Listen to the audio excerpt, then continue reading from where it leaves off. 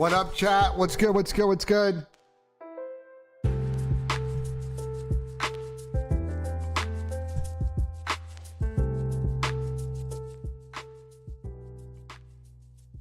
How is everyone today? Mr. Nick Classic in the chat. What's good, Mr. Nick? Happy New Year's to everybody. Chat, put a 1 in the chat if you went out last night. Put a 2 in the chat if you were at home and celebrating New Year's at home. I'm just curious. Well, Nick, I knew you were at home because you were probably grinding fucking rivals. A lot of 2s, okay. ASIM in the chat. A lot of rivals grinders. I went out last night. You guys have seen my friend Carter comes through chat occasionally, and y'all fucking argue with him about the Cavs. I went to his house last night for a party. We had a good time. I brought my Call of Duty cooler. I don't know if you guys saw, but I brought my I asked Carter, I was like, yo, like, what should I bring? What should I bring to this party? Because it was like, it's like, well, I don't know what you look at the invite, it's like BYOB, and I'm like, I want to be polite. We'll get to the Buckeyes game in a minute. Puerto Rican Jerry, trust me, we'll talk a lot of college football day. Also, we got to announce in like 6 minutes. I'm gonna let everybody get in here, and then we'll get to the announce. I like text him like, yo, I'm gonna go run to the liquor store. Like, what should I get? After my stream on the way there, he's like, oh, just get what you want. Like, we have coolers, but I don't know if we have enough coolers. And I was like, oh, well, I have this giant fucking cooler that Call of Duty sent me. Like, should I bring it? And he was like, yeah. I brought this cooler. Nah, I wasn't playing COD. We played some beer pong, and we played Stack Cup. Stack Cup is really fun. The only problem with Stack Cup was the table we were using did not fucking bounce at all. And the fucking ping pong balls we're using were literally like Temu ping pong balls. And yeah, it was a real struggle. It was a real struggle. Yeah, I saw the Illinois shit, bro. If you guys haven't seen the shit, this is probably the funniest clip from college football yesterday from the Bulls on. This shit is so funny. Nonetheless. Yeah. Let me pull it up. Hold on.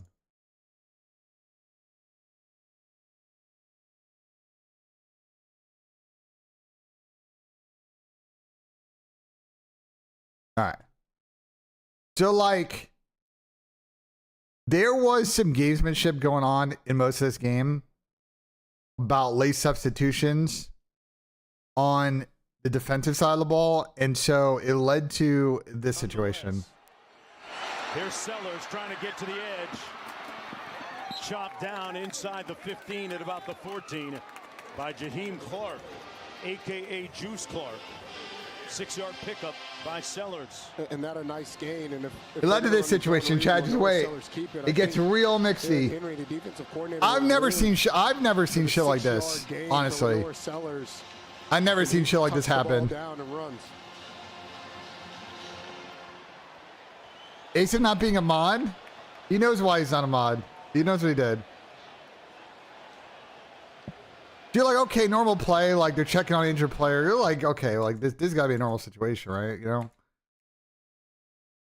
You'd cut his legs. Right. Watch what the head coach of Illinois does right here. And let's just say, all right, the substitution signal. The helmet ain't hard enough when you got 240-pound legs. And then the coach of South Carolina comes out of fucking nowhere here in the middle of this. You see him right here, like he's yeeting on the fucking field. And now the refs are like, oh, hold on. And what do we have? We have an altercation of some sort down on the field. Shane Beamer is incensed, irate about something. Bro, it's so funny that one of the coaches is telling all the players to get back. This whole situation is actually comedy, bro. Actually comedy. You didn't do anything, you definitely did something.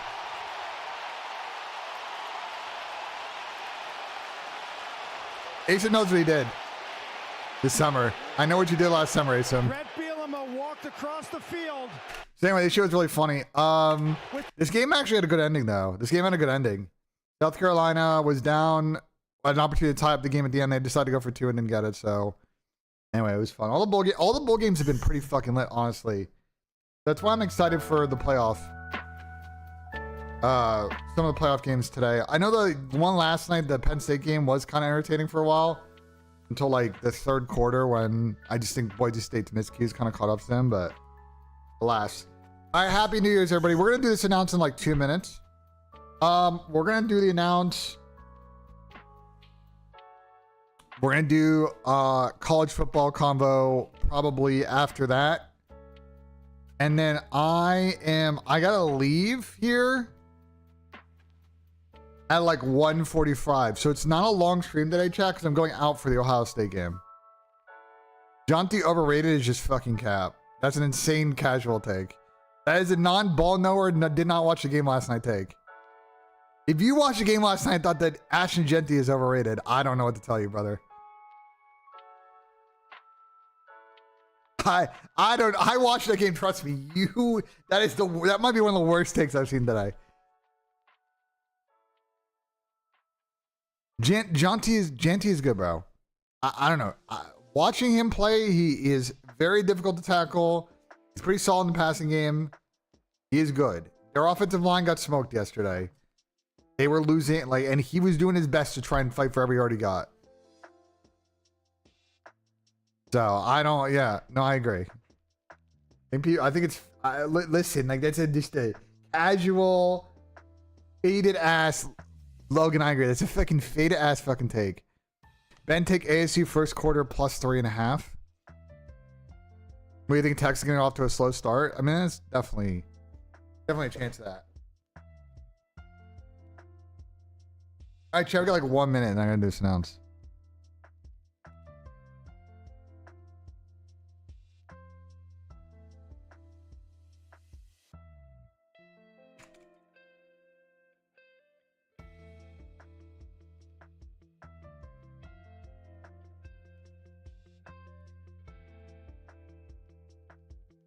Give me 1 second, Chad. We're gonna prep stuff. We're do this in a second here.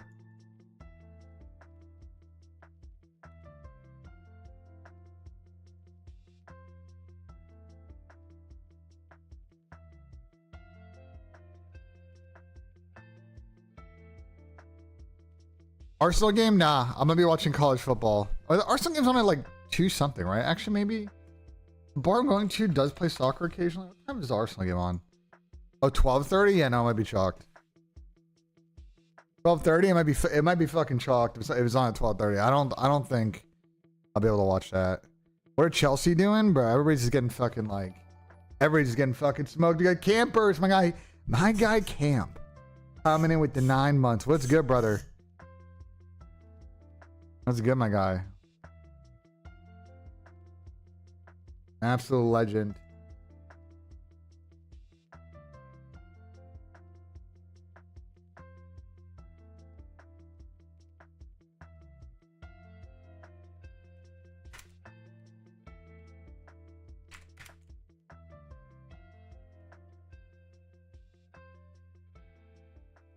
All right, chat. Listen. Headset off for this. The headset off for the announce. We gotta lock in. I got the Ohio State football today. You know how it goes. I could have waited a few more minutes, but it's not. We're gonna talk about this a lot. Throughout the weeks and stuff like that. Guys, we talk a lot of sports on the stream. We do a lot of yapping about sports, betting, and all that stuff.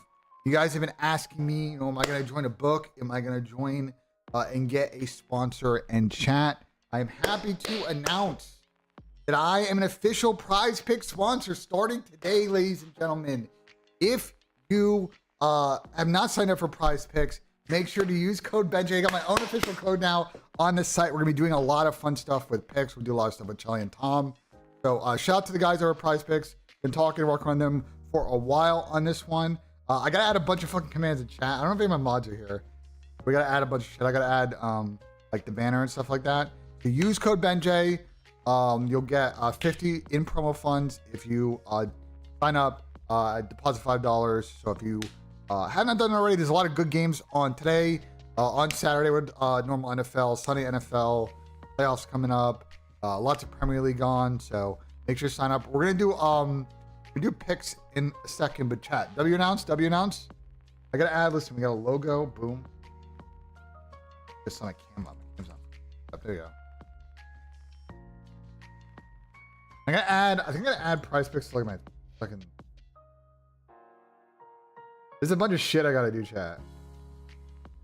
I want to make sure I don't get in trouble on day one. Hold on. Add prize picks to my stream title. We gotta do. And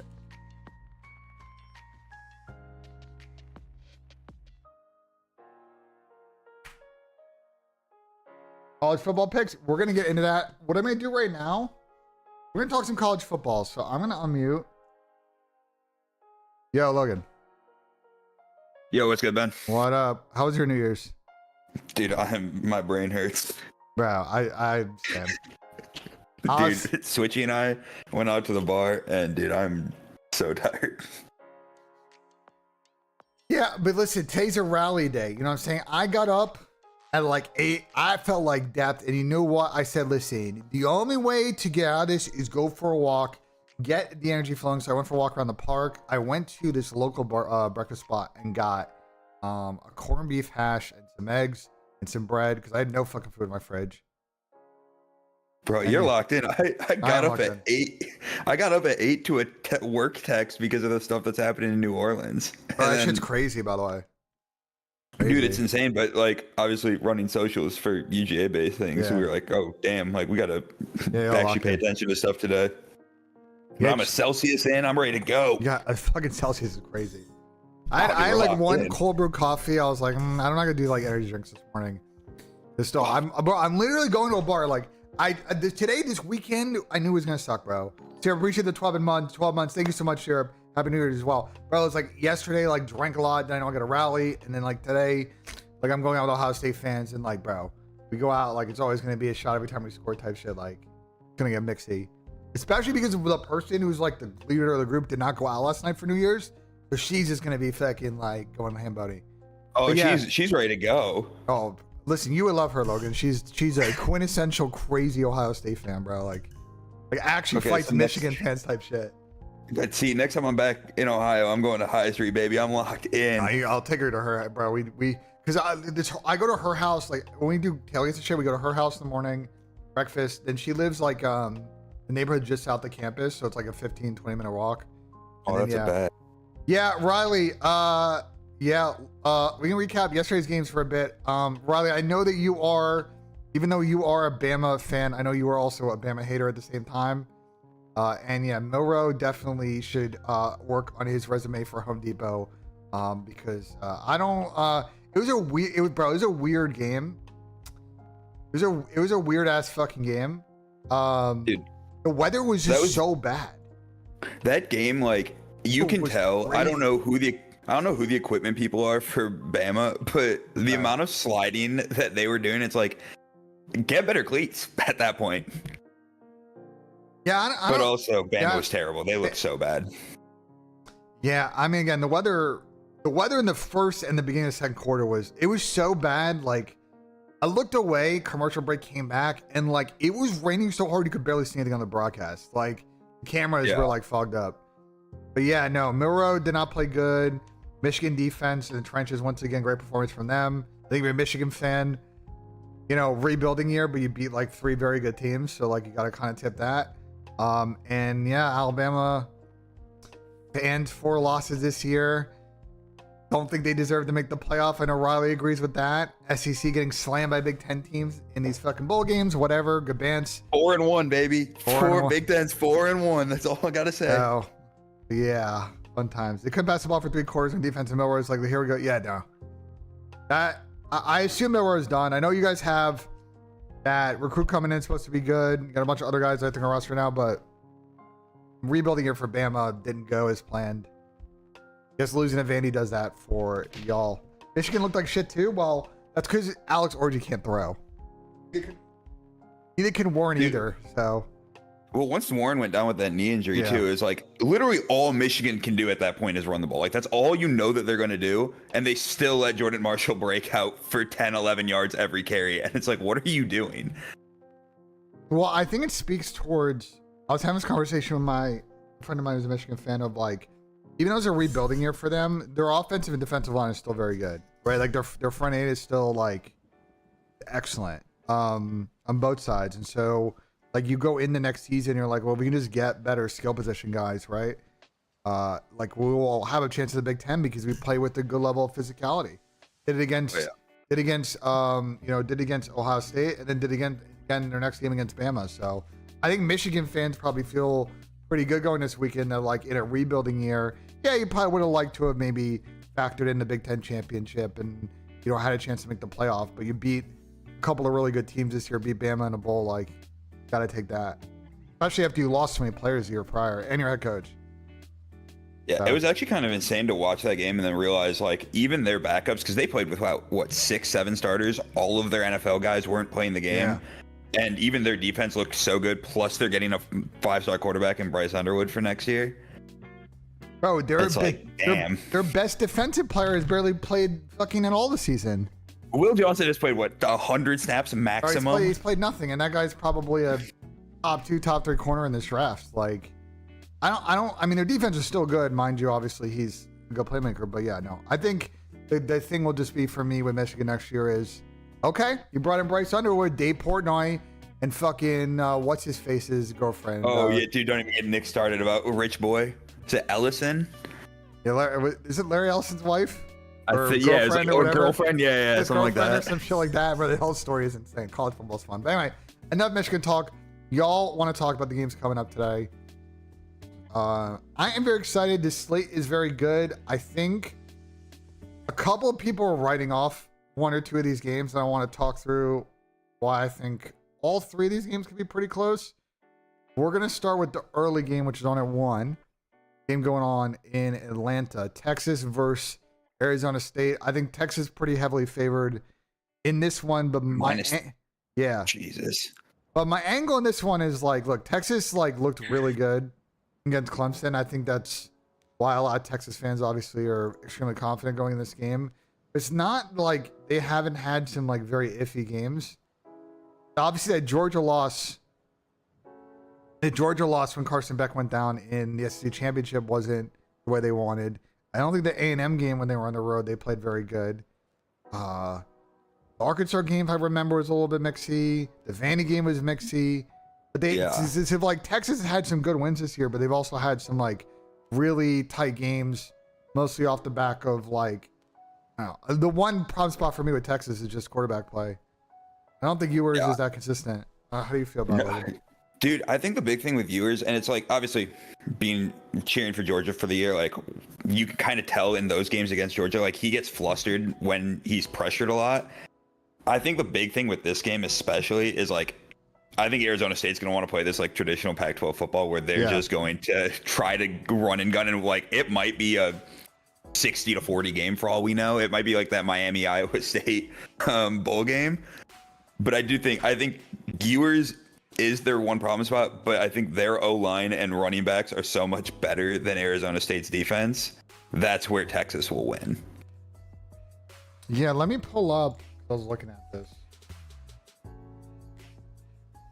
So this is defensive stats.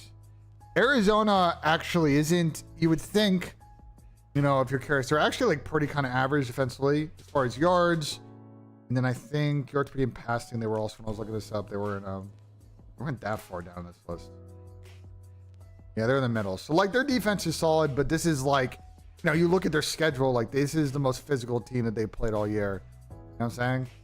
Like, I mean, the person to watch today is Scadaboo. It's the Arizona State running back. Like the dude is a dog. And so, I mean, they're going to work him, which is going to be interesting to watch because like people have said, Texas defense is pretty fucking good. And I mean, they contain Georgia, who does have good runners very well. So I'm intrigued, but I also think Texas is just going to try to overpower them in the middle. I think saying Texas is a lock today is dangerous because although there haven't been no upset so far in the college football playoff, there's always a chance that there is one. Arizona State has had a wild rest for this game. They've got a lot of tape on Texas. Like, that's all I'm saying. Like, I would say the Texas is favored, and I would go as far as to say I would definitely take them to win by 2 scores. But to say that they're like a 100p a lock, I don't know, bro. It's the playoff. Like, anything can happen. I don't think any of these games are a super lock. And to your point, though, like, if they can't run the ball, I think like Texas is gonna pull away in the third quarter of this game. I will say, like, go ahead. Finish thought. I think the big issue that we're going to see is, like, we have been projecting, like, how good Texas has been all year because of the SEC games. Yeah. And now, like, after this last week, you're like, wait a second. What are we actually looking at a Texas defense? Because, I mean, their only win is obviously against Michigan that we're like, okay, that's kind of comparable. But it's, like, weird this late in the season. Everything's different. I don't know. I mean, you're trying to subscribe to the like Texas sucks fucking thing or the SEC sucks thing, and true, like they have lost a bunch of these matches against Big Ten, but it's not like Texas has played bad teams. You know what I'm saying? They beat Oklahoma, and Oklahoma was playing pretty good at the beginning of the year. The Georgia loss was bad. They played fucking horrific in that game. But they played Georgia. The rematch against Georgia, they played good. I think. Listen, like, I think Texas probably. If I had to rank teams right now, like actually rank teams in this playoff, I think, and we'll get to it. I think Oregon, Ohio State are probably 1-2. I know Jace would disagree, but I think that's like 1-2, and I think Texas, Georgia are probably like 3-4 in some order. Probably Georgia 3, Texas 4. Although some people probably argue Texas got more talent, but yeah, I think it kind of depends. I also think obviously Penn State's pretty underrated. Yeah, they do look good, and I mean they've played 2 teams that some people would argue shouldn't have been there. I think they should have been, but I think Penn State's really good. My thing with Texas is, like, which version of Texas are we getting today? Are we going to get Quinn Ewers could be a first-round draft pick Texas, or are we getting that bad side, which is like the Arkansas game wasn't great, the Vandy game, and it's like Arizona State, and they're playing the most neutral of neutral games. Like, Switchy and I looked at buying tickets to this game because it was $20 to go drive over to Atlanta for the day. So it's like Texas fans aren't packing out this stadium. Dude, it's literally like we looked yesterday while we were at the bar, and it's like it was $40 for me to sit in the lower bowl. It's like, dude, the Peach Bowl should not be that cheap. Yeah, getting price is 36 right now. Yeah, it's insane, and it's like, if I want, there's no way I just got hit by a stream on. I just got hit by an ad by you. That's crazy. All good. If you want to knock ads, you can always use Twitch Turbo or sub. I will say this: I always, as someone that purchased a lot of resale tickets, I will say, I don't always like these headlines because if you look at the map of the resale tickets available, and the way that people mostly list resale tickets now is they're listed on like every website. So this is pretty much for the most part like what inventory is out there on all the sites.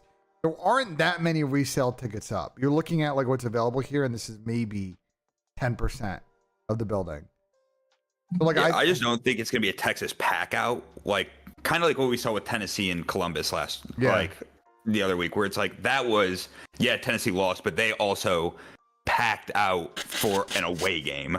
It's like I don't think we're going to see that this week, and this is going to be a true neutral game. There were way too many Tennessee fans in Columbus like 2 weeks ago. Trust. I went to get fucking breakfast that day, and I was like, "Why? There's so many Tennessee fans walking around High Street and fucking at my breakfast spot." We can respect that though. Then I went to a bar with fucking Rafi, and they were playing Rocky Top every 3 seconds, and I'm like, "All right, bro. Like, if we just." What's going on here? Appreciate it, Jay. All that to leave at halftime. All that to get absolutely fucking Kentucky fried in the first quarter of that game. I know, bro. It was so funny about that game because like I was sitting in like B deck, middle field, but like we were closer to the Ohio State fan section side, and like all the action in the first half is like going down to that end. I saw I saw him get cooked like bad. I will say let's get to it now. All right, so enough Texas talk. I think probably the best game of the day. Everybody probably thinks best game of the day. And a rematch of what a lot of people felt was probably the best game of the season so far. Ohio State Buckeyes versus the Oregon Ducks. A lot has been said about win conditions in this game. I will say my personal opinion, right? And then you can give yours. Personal, like having watched OSU and a lot of Oregon this year. I think the trench battle in this game on both sides of the ball is the most important thing, because a lot's been said about Jeremiah Smith, and Lord knows I saw him play in person, and that guy is fucking unbelievable. But I think for Ohio State, their inability to run the ball in between the tackles because of all the injuries, and even prior to injuries, is a problem. They were doing a lot of Will Howard keepers on read options at the end of the Tennessee game. So, one to watch. Will Howard might be running a bunch today to try and open up opportunities for Travion and for Judkins. I think the Oregon offense got a lot of chunk plays against the Ohio State secondary last game because the Ohio State pass rush was not very good against Oregon in that game. But then I watched the Tennessee game, and I watched fucking Jack Story have literally the best game I've ever seen in my life out of him. Just absolutely in that first half of that game. So if Ohio State defensively plays the way they played against Tennessee to some degree, I have the feeling they'll win this. But if this is like a rematch of it plays the same way as the last game, I think Oregon's going to win, because I think Oregon is better suited to get those fourth downs, better suited to kick those clutch field goals than Ohio State. But how do you feel, Logan? Yeah, I mean, I think the big thing that we noticed from the last game is literally Ohio State could have won the last game. It's not like it was Oregon by a touchdown. It was Will Howard, if he slides a second sooner, they have a field goal and they can win the game. There's no guarantee they were going to kick that field goal, though. Their field goal kicker is extremely mad. So go ahead. But it was an actual possibility. It's not like it was a 50-50. But Ohio State, I've said this every time Ohio State plays. Hey, you have NFL caliber wide receivers. Why don't you just give it to your NFL players? And Chip Kelly did that really well against Tennessee. And it's like, if he has game planned around the Oregon defense, that'll work out really well. My big thing is, if Dan Lanning just plays like he knows that they can play, I think Oregon will win by a touchdown. Yeah. But we've seen that Dan Lanning likes to get cute sometimes. And that is the only thing that ever scares me about Oregon, is they could try to do something and it might not work. But I do think it's going to be an Oregon by a touchdown, just because of that OSU O line. The injuries are the only things that have hindered them. And if they get their run game stopped and they just have to force the pass the entire time, it makes it a harder game for Ohio State than it needs to. And we know how explosive Dylan Gabriel is on the other side of the ball, and they're comfortable just trying to run up the score. Yeah, because in the rematch, in the first version of this game, it's a very high scoring game. I'll pull up the stats from it. Pull up the stats, and you'll see that there are obviously a bunch of injuries, a bunch of players on both sides of the ball for Oregon that didn't play in this one. But you see how Stewart and Tez Johnson play. They got a lot of big plays. Denzel Burke in that game didn't get cooked as much as Igman Osen got cooked, goosified. And I think the bigger problem is when Ohio State's front four is very effective, they play man behind it. That's when you see their star playmakers on defense really show up, both at the linebacking and safety position. I think the corners are solid, but they got some excellent players at linebacker and safety. And when they're in that look, they're very effective. But when they can't get pressure with the four and they drop back into zone, that's when they get gashed. So supposedly, they said after this game, right? Supposedly after this game, they switched up their defensive scheme. So ideally, they won't be giving up as many big plays. But I feel like anytime anyone ever says that, it just means we're going to play softer zone so we don't get beat over the top. And so it sets up that thing, right? If JT Tumalao and Sawyer can't get pressure on the edges, right? And they have been doing some safety blitzes more. I was watching the game, more safety blitzes, more fire blitzes.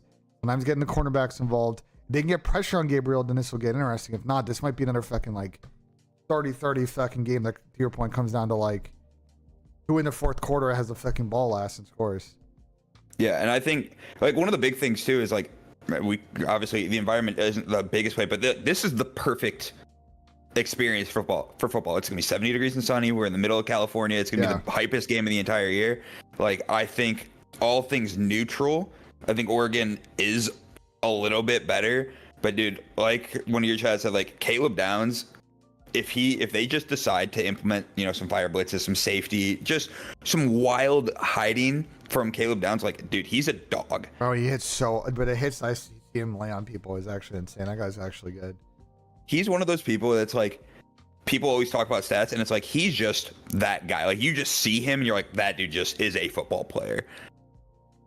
I will say, this isn't a homer thing, but I saw a very interesting video from a very biased member of the Barstool squad, aka Barstool Tate. Tate.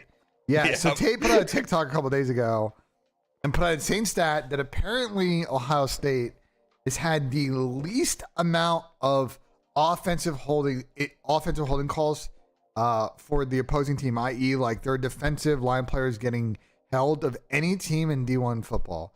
I don't know how to check that stat. Like, I don't know if Tate was just pulling that out of his ass, but that's fucking insane. That's true. I'm going to tell you right now, the only reason that I know that he's semi pulling this out of his ass, because as the Nebraska fan that I am, Yeah. Nebraska went an entire season pretty much without getting a holding call for them an entire year. And that was, I think we got like 2 this entire season. That's the only thing I know because of how pissed I was every time watching Nash Hutmaker and Ty Robinson not get called. Okay, bro. Yes, Yeah, I'm a Husker fan. Logan is Husker fan. I'm a Nebraska grad. Sorry. And I work at Georgia. That's insane. I actually, wait, hold on. I need to know the context to how you went to, because I never asked you this, how you went to Nebraska and how the fuck you ended up in Georgia. Yeah, so I'm from Michigan, which is even better. So when my mom's from small town Nebraska. So my mom, this isn't a political thing, but my mom went to high school with like Tim Walz, like small town Nebraska. So Good flex. I grew up a Nebraska fan, so I went there because they had a really good college of business, and obviously I liked football, so it was like I grew up that type. Went there. I was a campus recreation nerd. So from there, I went to Georgia Southern for grad school to be a grad assistant for intramural and club sports. While I was there, I was overseeing the Georgia Southern COD team, which got me like super into college COD. Yeah. So I went full blown into esports, became Akron's esports coordinator after graduating with my master's. So I was in Akron for 2.5 years. That's where I was doing all the CCL stuff and like messing around with Shift. That's where you and I played golf. Yeah. Then I was like, dude, I don't really want to work full time in esports that much anymore. So I went marketing route. Switchy, one of my best friends, had just moved down here to Athens and was like, dude, you should look at jobs down here. So I looked, UGA had a job opening. I was like, fuck it, I'll apply. Got it. I've been here. Tomorrow is my 1-year anniversary of my job. Where are you? Are you in New Orleans right now? No, God, no. I'm in Athens. I'm just chilling. I was gonna say, I don't know if you were in New Orleans situation, but yeah. So let's actually, we'll probably talk about that, and I gotta this prize pick. We gotta make a fucking play. I am really excited for this game. I feel like nobody is talking about this game for some fucking ungodly reason, because everybody's just been focusing on the second game. But I actually think that this has the potential to be the best game tonight. Dude, it's going to be so good because I think everyone is downplaying how good Notre Dame actually is at football.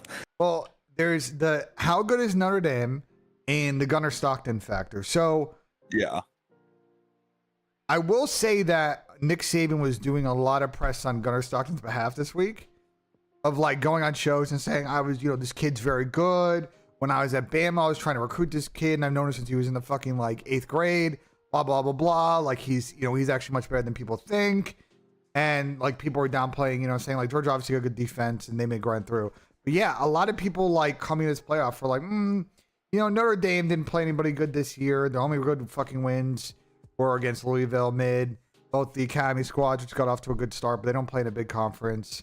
Like, they didn't play anybody good. And then they got off to that hot start against Indiana. Game got a little bit closer at the end, but they really controlled that from now. But I agree with you. I think people don't really know what to expect from this Notre Dame team, and I actually think having watched them a bunch this year, I actually think they're really good. Yeah, I think their defense is very underrated, which is like a big factor. Like, obviously, Riley Leonard has played really well, and their rushing game's good, but their defense is actually like shockingly good. Like, they probably would have lost to USC had their defense not gotten 2 late pick sixes, and it's like, okay, they have that. My thing is, everyone's doing obviously the Gunnar Stockton, like trying to do the media train. I watched him in high school. Like, I've been to his games because I lived in South Georgia and he was in Raven County and he had played a game at Georgia Southern. That kid has a cannon and he can run. The thing is, no one really knows what's going to happen, but they've had a month of prep with him, which is a big thing. And all I'm saying is, what happened last time, Georgia got a backup quarterback from the state of Georgia to come in late in the season. His name was Stequavius Bennett, aka Stetson Bennett. So there's always a chance. Stequavius Bennett is crazy. My goat, Stequavius Bennett. But yeah, I think there's a chance, like, if they built the offense around Gunner, I think they can play well. And obviously everyone's like, oh, Carson Beck stunk. Carson Beck had a good year. He just was prone to throwing some bad plays once in a while. 98th year senior, Carson Beck. Hey, I mean, dude, whatever it takes. But no, I think it's going to be a good game. The thing is, and we've seen it all year, Georgia's defense can be really good. They can stop the run really well, but we get gashed so randomly in the passing zones. Like watching the Mississippi State game from the sidelines, I'm like, dude, how does Mississippi State have 30 points just off deep passes? Like, it's bad at times, but it's like Malachi Starks could also be the best version of himself. Wait, Van Buren threw for 300 yards in that game? Yeah, bro, that was the Green Goblin mask game of Carson Beck throwing 2 picks, but also throwing for almost for 450. Carson Beck threw for 460 yards? Bro, that was the most fun game of the world, dude. I was on the sideline for that shit. That's also the Glenn Powell game that Glenn Powell was there. Like a Pac-12 fucking scoreline. Yeah, dude, it was elite. But it was like, that's the thing. It's we can play either really well or we can give up. Like, it's either you get that version or you get the Texas version where their defense can stop everything. And it's like, okay, well, which version are we getting? Yeah, I think it's going to be close.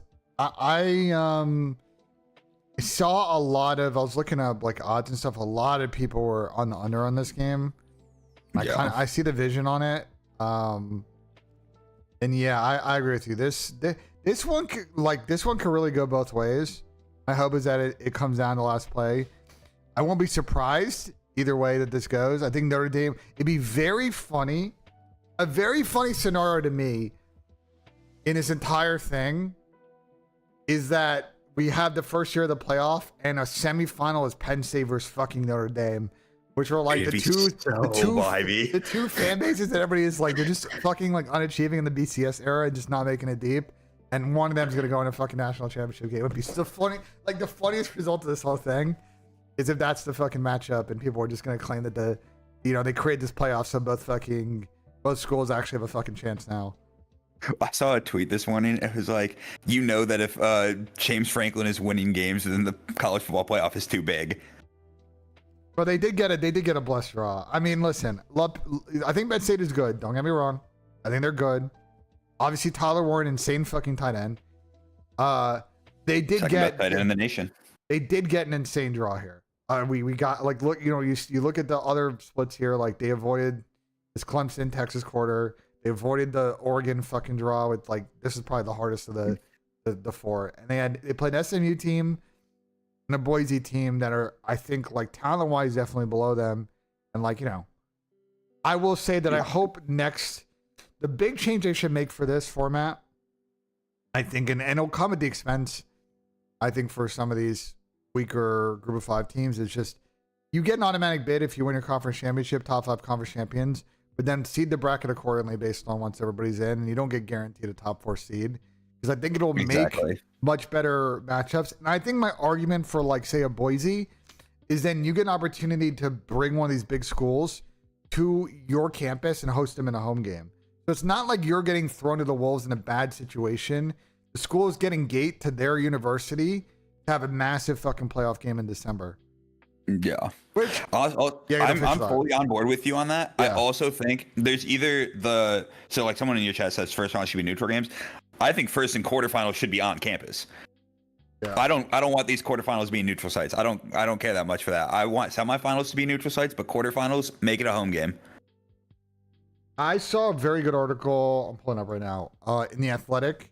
This is yesterday. And it made a very good point. There's a couple of things. This article, if you have The Athletic, by the way, great website, check it out. Really, just a whole article talks about realigning the whole college football calendar. But I thought a very interesting thing was that they should, really the second round of the playoffs should also be home games too. And I know that's exactly what I'm saying. Just do that. It's so much better. I think it'd be better. And it obviously means that like you're going to have some psycho outdoor fucking games, like especially in these Midwest schools or like a Boise, for example. But I think it'll add to a much better environment. And I know the difficulty in this for the committee, for the conferences is like, the bowl games and the bowl committees do have some power. They've had a lot of power. It's been diminished, right? And there's ways that you can, as proposed in here, like to sort of keep the Bulls sort of relevant. But I think the atmosphere would be way better and could potentially lead to some better matchups. And Musta, I agree with that. I was watching Game Day before I went live today, and Pat McAfee was begging Nick Saban to talk to his people, as if Nick Saban somehow commissioner of college football. For that, I agree. I think the Rose Bowl is a better place for a game than, it's not to diss on, say, the Florida stadiums or Mercedes-Benz or the Superdome, like places that have had national championship game before. The environment in those stadiums is fine. I just think there's something poetic about the history of the Rose Bowl, and like they should own that as a spot. I assume the reason they don't do it is then it's a huge political problem with the Peach Bowl committee, with the Sugar Bowl committee, with which one's the one at AT&T Stadium? Cotton. Like they obviously don't want to piss off some powerful people in those groups, but yeah, Moose, to your point, like the mid fourth quarter sunset is like, very iconic college football. My only gripe about that, mind you, I love the historics of the Rose Bowl. I want my national championship game to be an indoor game. I don't want any elements determining my national championship game and the odds that it rains. Outside of the fact, I don't know who at the Rose Bowl has signed a deal with the devil. The weather's always good. Dude, literally. So I have a friend that's reffing the Rose Bowl today, and another friend that's going to watch it. And he goes, "I don't know who signed a deal with the devil, but they somehow get 70 degrees and sunny every single year for this game." I looked it up. No cars. They did not postpone the Sugar Bowl. It is not like rained at the Rose Bowl since like 2006 or something like that. And there was it. Here, I found it. I was actually curious about this, and this is for 2013. So obviously, maybe they're missing some, but like, yeah, you see, like, obviously California weather is pretty fucking great, and they've had this game for a long time. No, the Sugar Bowl is definitely still going to happen. Obviously, prayers to people in New Orleans for what happened last night. But yeah, no.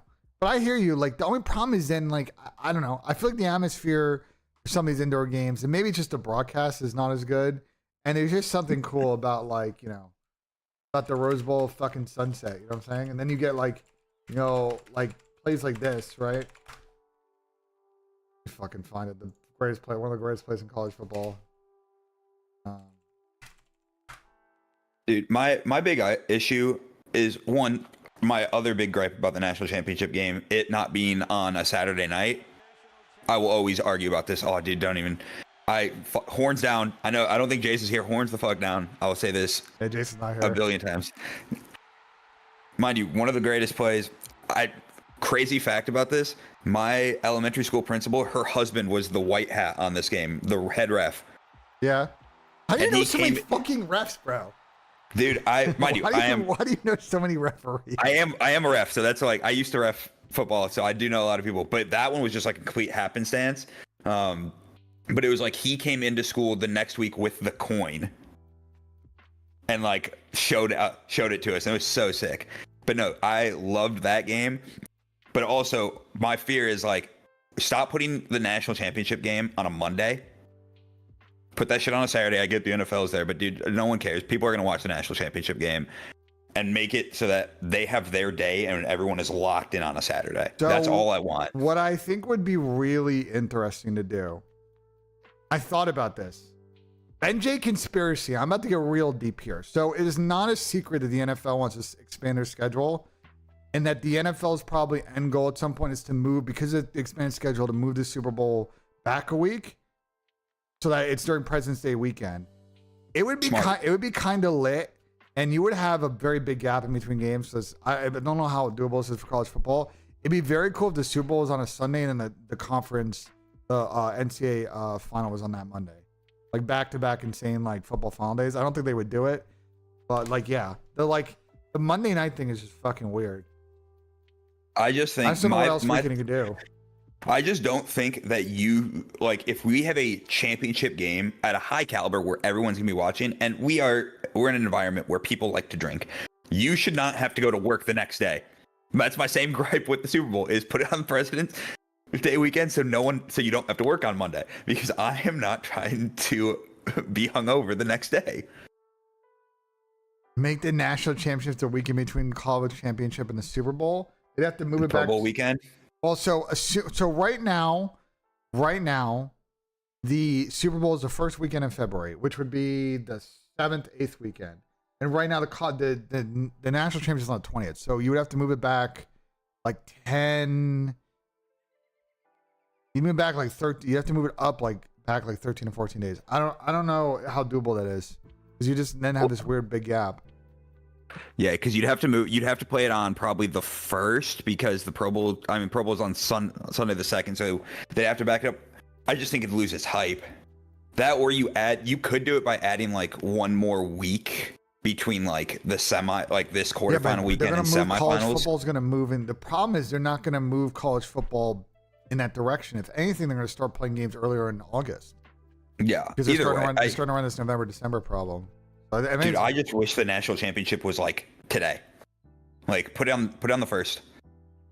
That would be good, but then it would fuck over all the bowl games that have, for 70 years, been on the 1st. Like you'd even more of a realignment of how it would work. Fuck them. We're talking about the most important game. Saying it, not me. You're the one saying it, not me. Hey, I'll say it, dude. I'm just saying, if everyone's always known as, like, it's always been New Year's 6 bowl games. Make the most important game a New Year's 6 game. That's all it is. Regano, I think they're gonna. I think the transfer portal dates and timing will probably get fixed at some point. I think right now it's very awkward that the window is during like this playoff window. They should really move it into January. The problem is they can.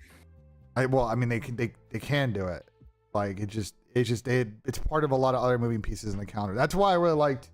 Dad, I'm gonna link it if I really recommend reading this article, because I think it's actually like the proposal in here. I think is actually really good. So what is proposed here is that you move spring football back. The transfer portal opens in January. You replace spring football with mini camps. You move everything up like a week, and then you create more. You're going to create a lot more space in January to actually do this thing, because it's so awkward right now with the portal in December. Right? The reason the portal's in December is because you want these then people to be able to enroll in school, and then they got to get set up. And like if you actually move it back and you move back the spring practice into like the beginning of summer, then it kind of makes more sense. But will it happen? I don't know. I mean, you know, we're getting to a point where there's going to be a renegotiation of the TV deals and the playoff here this offseason, I think, right? Yeah, summer? I think so. I think it's 2025 summer. Jesus, summer, right? Looking up. It's either this summer or next. So ESPN has a deal through 2031, but there's a clause in here. I can't find it. Which run through, it was in the second paragraph. It runs through 2025, 2026. So we'll expand the package, which runs through next season. They have the TV rights, but the format could definitely change. Yeah. And that's the conversation is like, and there was some chatter on Twitter in the last like month of like, you know, the Big Ten SEC probably has all the power in this. Like, you know, SEC schools feel some type of way about their schools not getting the playoff, although they've all been losing in the bowl games. So that argument kind of sucks. But 4 and 1 minute mattered. But like, you know, I definitely think 12. Listen, I think 12 is a good number. I think you fix the seeding. I think you'll make these much better first round, quarter round games. People act like they were in blowouts for a couple years in the BCS. They got spoiled by like one fucking good year we had last year where all the games were close. And I think it'll be fine. I think it'll be great. Well, and we're also, like, with the transfer portal, in the future, we're going to see those first round games be a little bit closer because the talent will be more spread out. Like, the top 10 teams, mind you, I'm all in on a 6-team playoff, not a 12-team. But I think that the talent will be a little bit more spread out, and we will start to see. So you'd have 6 in the first round, and then semis, finals. Yeah, so it's top 2 teams get a bye, and then you have the first round, and then just goes from there. There's one last round. Okay. Yeah, I think we're at the point where like 3 rounds is like a quarterfinal, semifinal champ, is a lot better than first round quarter. Like I feel like we are dragging this out right now, and it's a lot. It's fine. I'll always take more football. You know, I don't mind it. It's more shit for me to watch. It's true. I'm all in on that. And everybody makes but more also, money. I just wish there was so much. Like I wish that the games were so chaotic. Like somehow the first round games weren't even close, but then you have the chaos of every other bowl game that's been happening, and it's like I want those. I want that in these playoff games. Some of these bowl games have been insane. I think probably the best one I watched. I was in fucking LaGuardia. Better be the pick game. The fucking pick game. I was sitting there in the Delta Lounge watching this shit, like just mind blowing. While I was witnessing The game above Sports Bowl over in Ford Field, baby. Fuck is it, dude? We talked about going. It was $15 tickets, and I mean my family lives 2 hours from Detroit, and we're watching because there's a kid from Toledo. So my little brother used to work for Western Michigan's football team. Okay. And one of Toledo's players used to play at Western, so my little brother knows him. And so he's just like, oh yeah, I know this kid. So we were watching, and dude, we were locked in. They stormed the field twice before the game, and did like that shit was insane. It was a mixy game for sure. I feel like Pitt probably should have gone for too early in the overtime. I think they kind of fucking trolled, but yeah, no. The bowl games have all been pretty. A lot of these bowl games have been pretty good. I'll say this, and that was a very big thing for me from Narduzzi is like, you're in a bowl game that means nothing. Why are you kicking a field goal? Exactly. I mean, bro, even yesterday, like this Washington game was good. The South Carolina game, we were watching the highlights earlier. That was good. This Bama Michigan game was even though Michigan the lead the whole time, was starting to get tight. It was still a good game. I didn't watch this Iowa game, but I know it came down the wire. Obviously, watching Iowa. Shout out to Davis, aka Hitch. He was definitely sweating during the end of this East Carolina game. That game was insane. My games were good. Nebraska. Let's talk about the game that really mattered, the Pinstripe Bowl, the national championship. National championship at fucking Yankee Stadium. Like, here we go. That's what Frankie said. Bigger than the Stanley Cup, baby. Whose idea? Like, did some kind of cruel, sick joke that they had the Pinstripe Bowl and the Fenway Bowl going on at the same time? Bro, did you see like irony in this? Like, did you see how rainy the Pinstripe Bowl was? The field looked awful. Bro, it was. So I'm watching that game, and some dude got tackled, and he slid 10 yards out of bounds. I was like, dude, that looks atrocious. Well, they got in a lot of rain in New York. So that field did not look good. Yeah, no, it looked terrible. Iowa dumpstered on Nebraska for like 20 years now. Listen, Nebraska's on the come up, okay? Nebraska had a couple of bad years. They didn't have a great end of the season. Things are turning around for the Cornhuskers, bro. They're getting all I gotta say for the person in chat is 30, 22, and 3. That's the series record, and Nebraska is fucking winning it. So get slammed. Also, your Iowa fans are wearing corn hats. You just want to be like us, little bro. Nah, see, listen, Sheesh is a troll. He's a troll, bro. Oh, dude, I will slam Iowa fans. That's what I'm here for. He's one of the low key trolls in my chat. All right, let's do this. I need to make like a 3 or 4 pick for fucking prize pools. So I was doing some research. Ooh. And by research, I mean seeing what people were betting on. My guy Trent, who has been hitting recently, normally a fader. He's got some legs that I was thinking about doing. We'll get to some of these. I love that Scattaboo receiving. Yeah, that's what I'm saying. We'll get to that. There's one other that I saw. Mikey. Mikey had it. Mikey? No, it wasn't Mikey. But anyway, we got to make some picks here. So here's what I'm thinking. Okay, first off, biased, and this is based on no data, just vibes. I have to put a bet on Jeremiah Smith. Yeah. I have to. I think 71 is fucking insane. 75 is an insane line. I think he's getting 100 yards in this game for sure. Yep. So I think that's a no-brainer more, bro. I gotta be honest, bro. Like, watching him play in person makes you appreciate how actually fucking incredible this kid is. Like, that makes so much sense, actually. Bro, I was sitting there watching him. Like, he gets doubled on most plays, but the minute that any time it is clear that he's in man, they just throw the ball at him. They don't. Like, Will Howard didn't care. And Will Howard threw some dimes But he's also throwing dimes because this guy Jeremiah Smith makes one double move and he's just fucking gone. Doesn't matter who's on him. This guy's like route trees is fucking unbelievable. He's also massive and impossible to tackle. And on top of that, they're starting to throw more screens to him, giving him options to make plays. And they're also starting to do end arounds for him too, which they did at the rip of that game. He's one of those players that he's the reason why I want the NFL to allow people to go in after the freshman year. Yeah, he would make because a lot of he's money. NFL ready right now. Yeah, he'd make a lot of cash. Dude had Like, 35-yard games against bum teams. Dude is 18.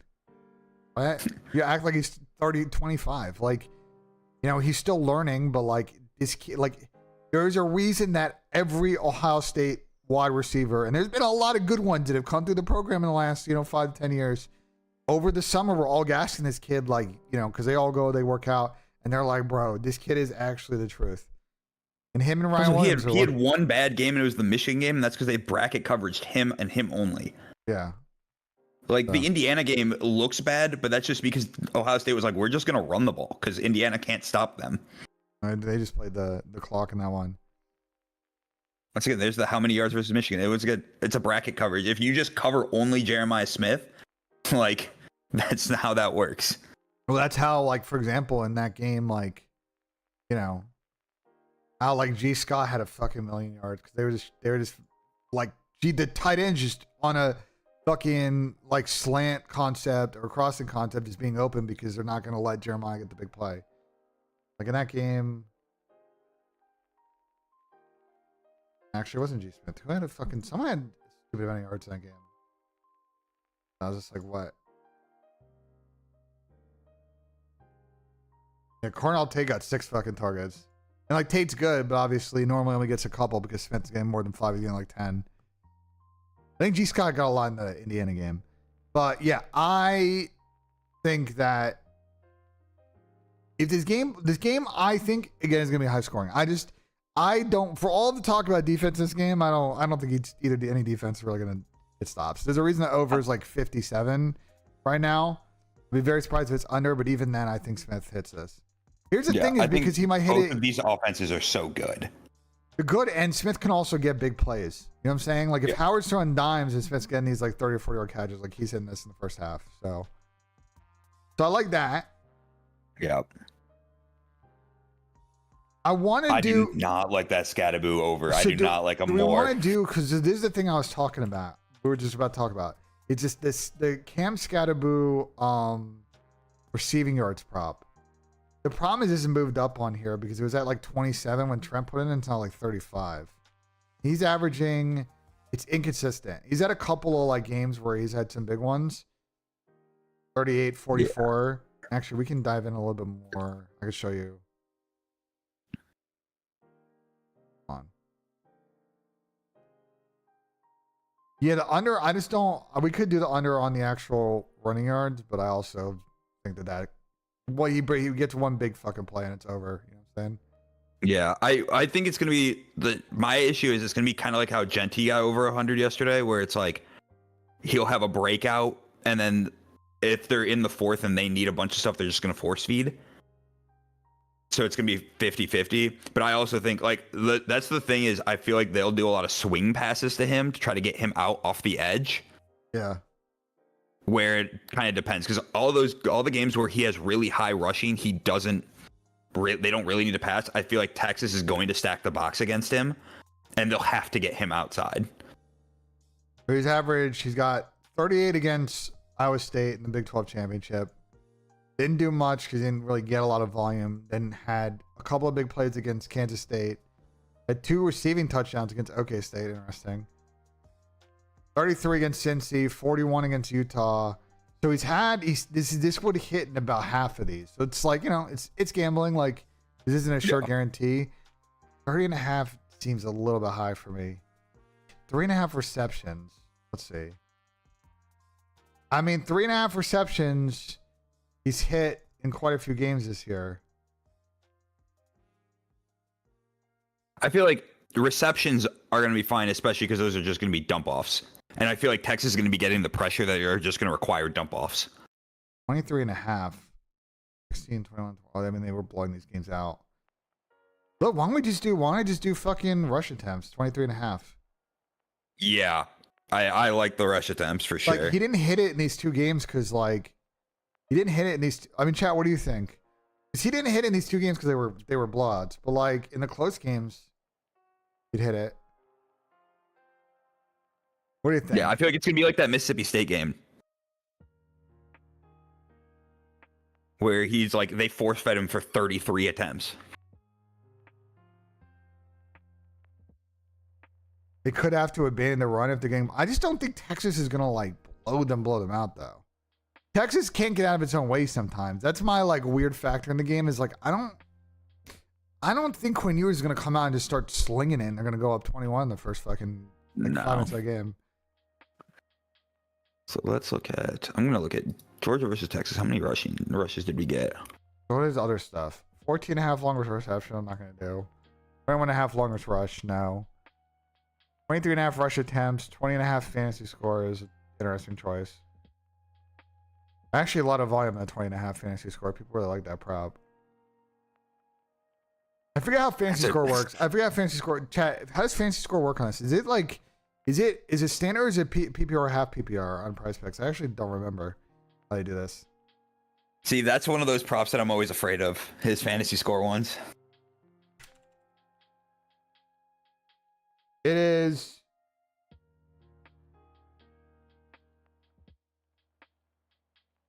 In the help tab.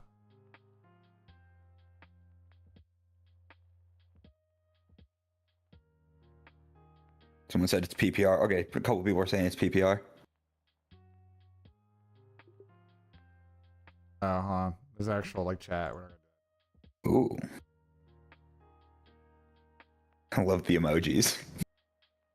PPR. The 20.5 PPR, if he gets 4 targets, that's like 4 points. If he gets like, say, 20 yards, it's 6. He runs for like 70. Yeah, 20 then is actually kind of stretch. He needs a touchdown. 20.5 hits if he gets a touchdown, but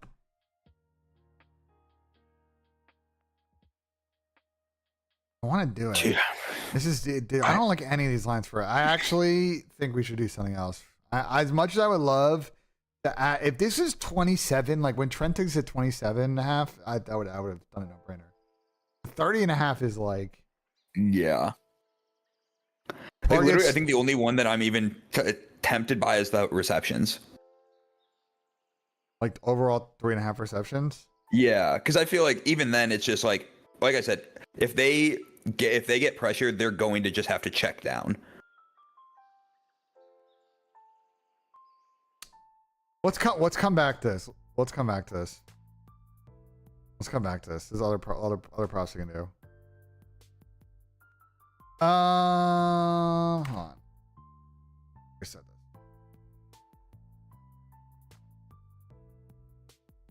Okay.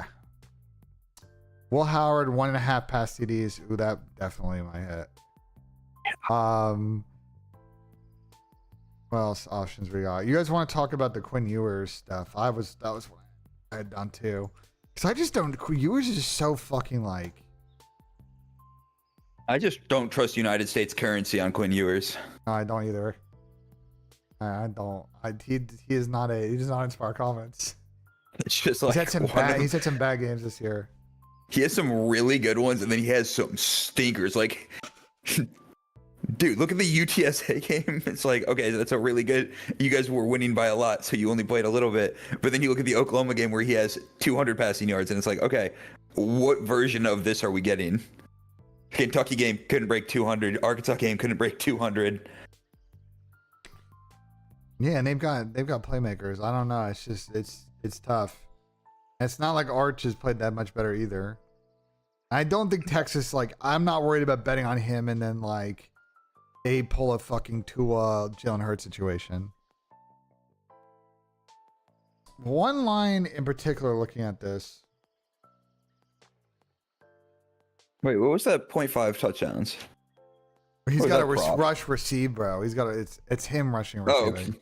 Oh yeah, God no. What's that? What is he averaging passing TD every game? I like the pass complete. I think he is. I also like the pass completions. 20? That 19.5. Yeah, you just have to throw 20. Like, He does that every game pretty much. Close though. Like, yeah, the only times that they don't are blow. That one, that was just blowout. Like that, they just ran it down fucking Clemson. So that's my thing is we don't know which version. Yeah, like, are they just going to try to air it out against Arizona State? Because that's what Iowa State did. That is true, though. They do be running the ball a lot, and that's. But like, he's also in some of the games not playing that good. So you can tell by rating. I would say 30.5 passing attempts.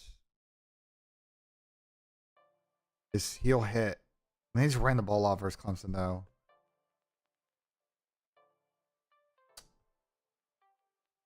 Then let's, bro. Then well, hold on. Then let's do this. Let's do this then. Let's do this then. Who do we? Travion 90.5. God damn. That's what I'm saying. Like, this is. God damn, dude. That's an insane line. I think he might get it, but God. I mean, he's hit it in 3 of the last 4 games. And Clemson does have a better rush defense. So I don't. What do you think, chat? Because I don't trust Jaden Blue to get 50. No, I think if you're gonna pick anything for rushing, it's gonna be Quintravion. We like it 90.5 more. I could also cheese into the 69, and we could just add the 5th leg. I don't hate it. We could do lesses. That is true. Everything doesn't have to be a more. Like, we could do this, and then I could do. My lessons are going to be in the fucking Georgia game.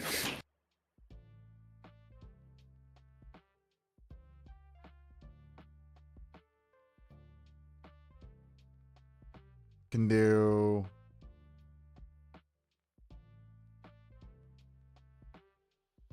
Nah, I'm not a big fan of that, though. But yeah. USC fancy score line is too high. What is it? That was the 18, I think. 18, he said he hasn't hit it in the last 5 games. 18 is fucking psycho. What does Picks know that we don't, bro? Like, what's the game here? He'll have 3 tutters. Cat, what does Prize Picks know that we don't? This line's at 18.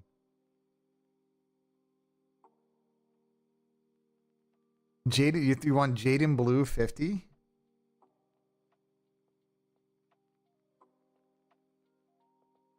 I like Wisner. I like the Wisner more than I do like the Blue. I like Wisner. Somebody Quinn interception. Respect. Interception's always looking at him like the Green Goblin mask. I'm down. I'm down to take less on the pass attempts for yours. Now that I'm like thinking about it, like. Yeah, he has. When was the last time he broke 30 in a game? The Georgia game. He threw 46 times. Jesus Christ, I forgot he threw. God damn. You really threw 46 times against us? Hold on. No. Chat actually is making a very good point. We should just do this. Viewers INT? Hell yeah. I'm down for this. I'll tell Jace 100% that we're picking fucking yours INT. I bet you he'll agree with us, dude. I'm down with this. All right. Let's do. I want to do an. So I don't really want to bet on. We'll do the 2 Texas lines. I don't really know what to bet on. The Arizona State element of this. I want to do. Do we want to do a Dylan Gabriel thing? Yeah, I love a Dylan Gabriel bet. Where are these at? Receiving touchdowns. Oh, not the fucking the rushing TD. Always looks at me like a demon because he had the one breakout run against you all. I mean, he's hit the rush TD in like half the games. He got 7 in like what? 12 games? Yeah, he breaks him at the randomest times. Rushing yards, he's like in the 20s. Now, Ohio State does, because of how they defend his scheme with their linebackers, they do give up a lot of rushing yards to QBs. Like Nico Nico in that one game did actually end up in the second half running for a lot. Mind you, Nico, I don't know how you tackle him, so there's that. He's a massive human being. Gabriel at 17.5 rush yards actually is so cheese. I like it. I like it. I think Ohio State's rush defense is not as good as Penn State's. I don't like all these mores, but whatever. Fuck it.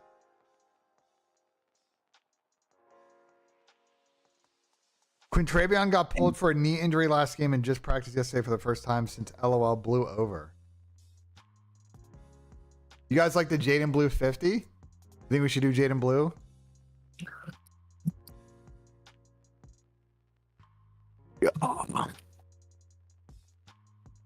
Yeah, you did, Eric.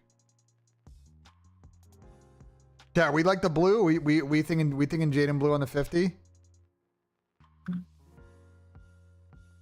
Appreciate Nick Pasquale. Yeah, no, me and Tom. Oh, and he's getting motivation from Cam Scadaboo. Jaden Blue might be going for $1 billion. We're crashing out of Ohio State loses. No, wait. Well, maybe I might be drunk. We'll see. What do I cheese it? Do we do Jaden Blue 69.5? Do we get real risky here? I think you got to do it just for the nice. Well, we're doing like.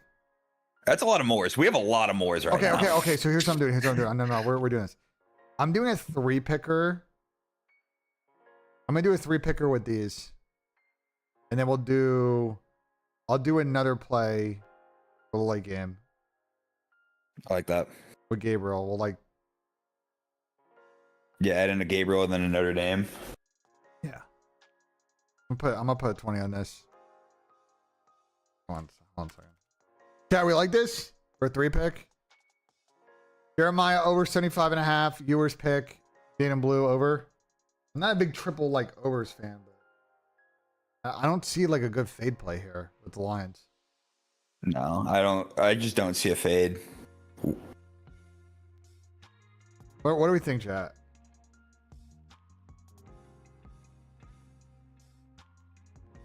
Viewers under fantasy, I like is the only one. I just don't want to. I feel like that's risky though if they just absolutely blow them out. Yeah, there's a chance that Ewers puts up 27 fantasy points because of Arizona State.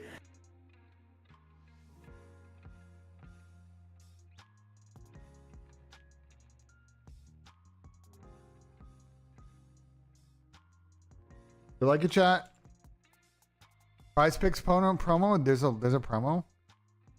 Ooh. Oh shit! I didn't even see this morning. A free 25. Oh yeah. Holy. Okay, actually, hold up. How many legs? Winning to be put in promo funds cannot be combined with promotions or discounts. Well, then I should just get risky with this then. Just fuck it. It's 25. I don't really care. It's free. It's not. You know what I'm saying? Like we might as well. I mean, this could be just a free 187 out of you.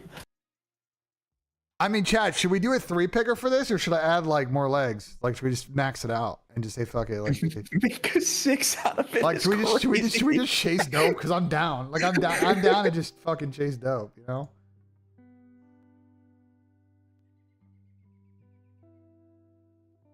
Let's do a 6. First, throw a Will Howard 225er up.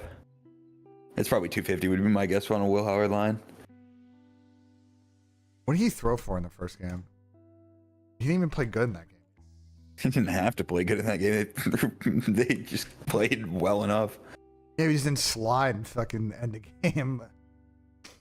I mean, he threw for 326. Yeah, I was like, there's no way the line isn't like 250. What's my pick? It's just Benji Nassim. I looked at my pick and I made money last year. In last year, chat. I actually hit an insane play. Going Gabriel passing yards. See, I like it. On the Lions game, I had an insane 6-legger. I mean, welcome to Lions football, baby. I know. My friend Adam's an annoying ass Lions fan. He actually makes it. I want to like the Lions, but he has actually made it almost impossible for me to like the Lions. I actively have a Detroit Lions wine bottle on my desk right next to me. I know, when I cooked the shit out of your fucking wine bottle the other day. Dude, this shit's gas. Howard over 1.5 passing TDs. Trust. My fear with that over is that they'll get a catch at the 5, get tackled, and then it's just going to be run the ball down the fucking I know, middle. but they've actually been bad in short to goal situation. They have very good They have a good red zone offense, but they've been bad in short to goal situations or running between the tackles. Actually, Yeah, he is good for basically 2 passing TDs every fucking game except for Michigan. I actually don't hate it. Fuck it. 2.5 TDs. Yeah, Looney. I'm down. Texas. All right, so then what do we want to do for the Georgia game? What are you thinking? Who are we fading in this Georgia game? Oh, dude, I mean, to be fair, if we want to fade anything, I'm going Gunner Stock. Give me a Gunner Stockton INT. I love Gunner. I think he throws one. I'm down. Okay, you want to hear? No. I have the Gunner Stockton. Listen, I think we do the INT, and I think we take him over 1.5 pass TDs. Yeah, I like that energy. I like. Is it gonna let me do 2 Gunner Stockton legs? I don't know if it will. It. Yeah. I think it will, right? Yes, it is. Hell yeah. It's insane, bro. There's no way this is hitting. I mean, for 1,000. There's no way this is hitting. But it'd be so funny, and it's free. Actually, no. Let's save that. I'm gonna do a separate lineup. I want to big brain that in a separate lineup. I'm gonna save that. Let's close this out. Let me close this out with just 2 other legs. It won't let you do both. Then let me do in this one. I like the INT. I'll save the 1.5 pass TDs for the other one. The INT I agree with. I think he's throwing a pick for sure. I think he's good for 1, which is fine. It happens. And then what do I want to do? There's one other in this game I was thinking about. What was it? I don't remember. Oh, it was this.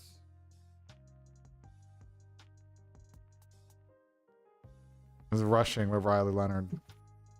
Ooh. Because he do be running. He do be running. And Georgia against rushing QBs happens to give up a lot of random yards. He do be running, and so... My only fear with rushing yards is they count sacks, and Georgia somehow gets a decent amount of sacks. That's true. I had 11.5 rush attempts. Is fucking very annoying.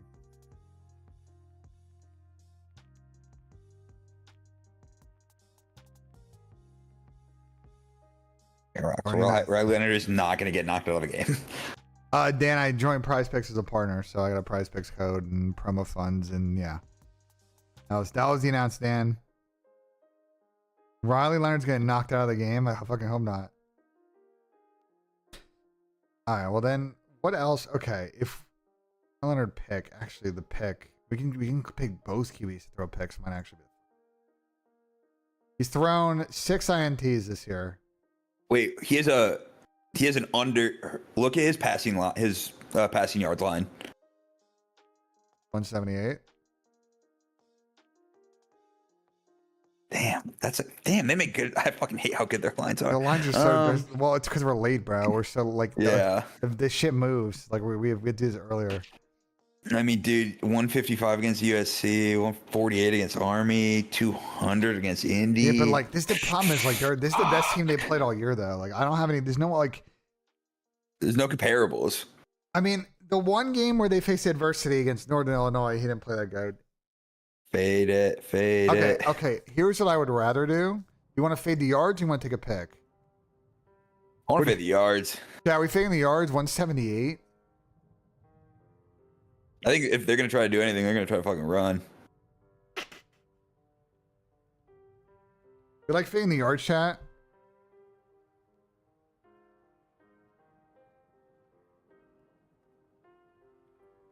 Yeah, 158 against A&M. He's only gone over this 2, 6, 7 games. He had that little stretch in the middle, but has kind of gone back. So it's like it's a 50-50. I'm down. Fuck it. Got 2 pro-style offenses, so each team might get 6 total possessions. There's no chance this shit's hitting, bro. This looks like if it does, we're fucking geniuses. But with the Smith yards, I feel good about. The Ewers INT and the Jam Blue stuff I feel good about. The Howard 1.5 pass TDs is the sketchy one. The Stockton INT I feel good about. The Gabriel under the pass yards. I don't know. 17.5.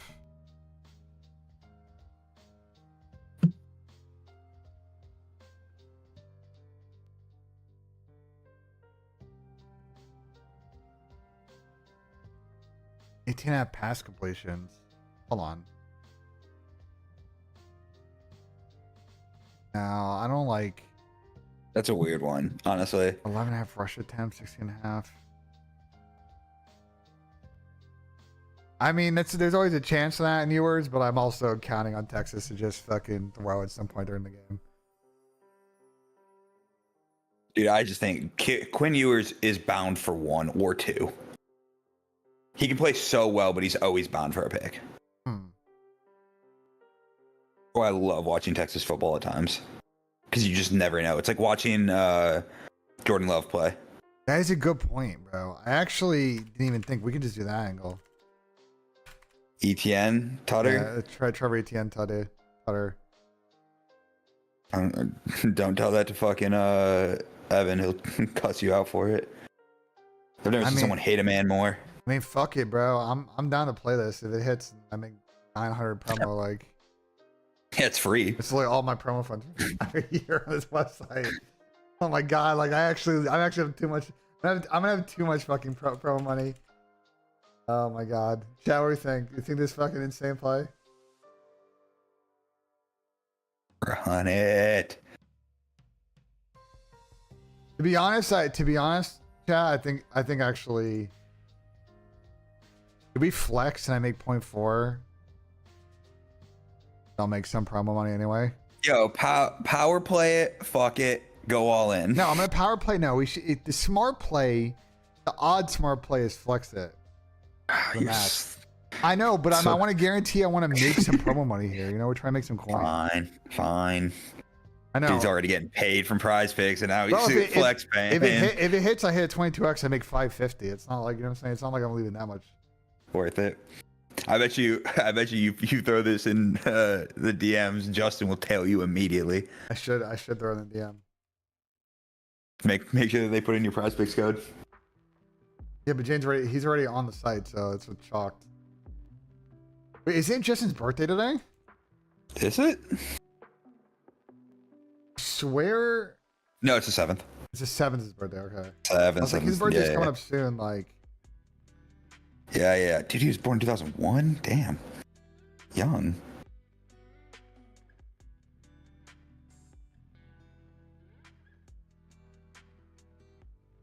If you go 5-6, you get like 75 promo. Bro, fuck it. We're power playing. I don't care. Yeah. All right. Love that energy. Let me set this up real quick, chat. Last thought, chat, before I fucking book this. So if anyone wants to roast this and let me know it's not gonna hit, say it now or forever fucking hold your peace. Oh, there's a Texas fan in your chat. Horns down. Okay, just had to get that out. I'm curious where Jace is. There's no way Jace is still. Did Jace say he was going out for this game? No, I think he had to. He might have had to work. Oh, that's tough for Jace. Yeah, I'm talking shit. Yeah, we are talking shit, Trey. Trey's a big fucking Texas fan. If anybody can say it, it's me. I'm wearing Georgia gear right now.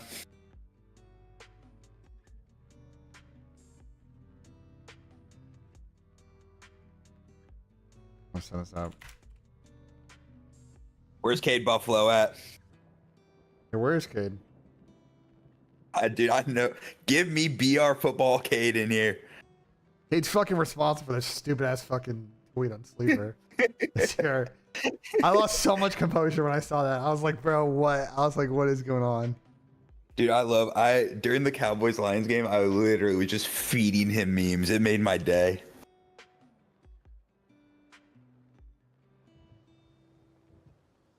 Appreciate him, Blue. Well, oh, the ETN.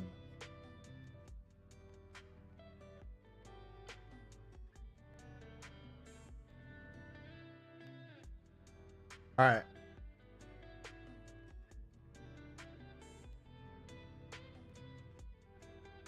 Be booked. All right. Your Let's YouTube chat doesn't like you. That's crazy. That's crazy. They're all haters. It's all good. It's all good. It's a free pick, bro. If it hits, it doesn't. It's whatever, bro. It's free. Yeah, it's like it's not like this is your American coin. It doesn't matter. I'm saying let me post this in the DM real quick. Hell yeah. Fucking Justin. I know Nick's ass ain't awake, or else he would be yapping.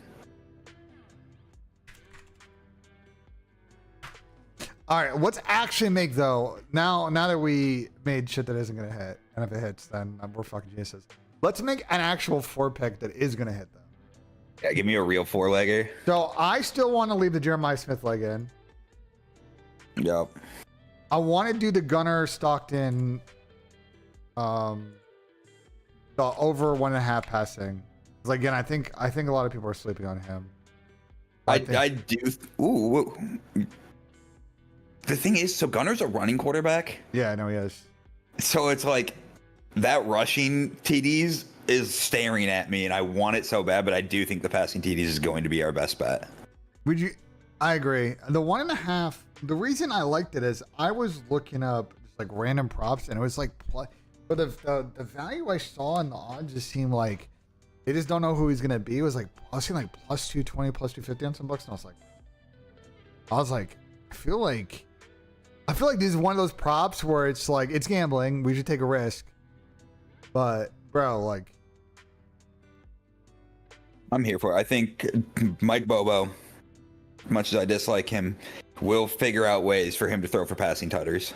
Yeah. We could do the rush yards, 24.5. Yeah, but my thing is, if he gets sacked, like he'll get his positive yards, but we also saw him put his life on the line in the SEC championship game. And if he gets injured doing that shit, okay. I am gonna hold this rush yards prop, and I'm just gonna do it later if I lose money and just fucking I'm at the bar drunk and I'm like, you know what? yeah. Oregon winning, brother. Oregon can definitely win for sure. You're not wrong. See, John, if you had been here earlier, you would have heard Ben already say that Oregon was I'm saying like if it's win. a close game, I think Oregon wins because this Ohio State field goal kicking not good. Ohio State clutch game decision not good. So like, you know what I'm saying? Okay. Let's go. Let's do the Cam. Let's come back to this Cam Scatterboo thing. This is the hardest gamble of the day. Is Cam Scatterboo. I just don't know, bro. I just don't know. Do we do the three? Do we do the receptions?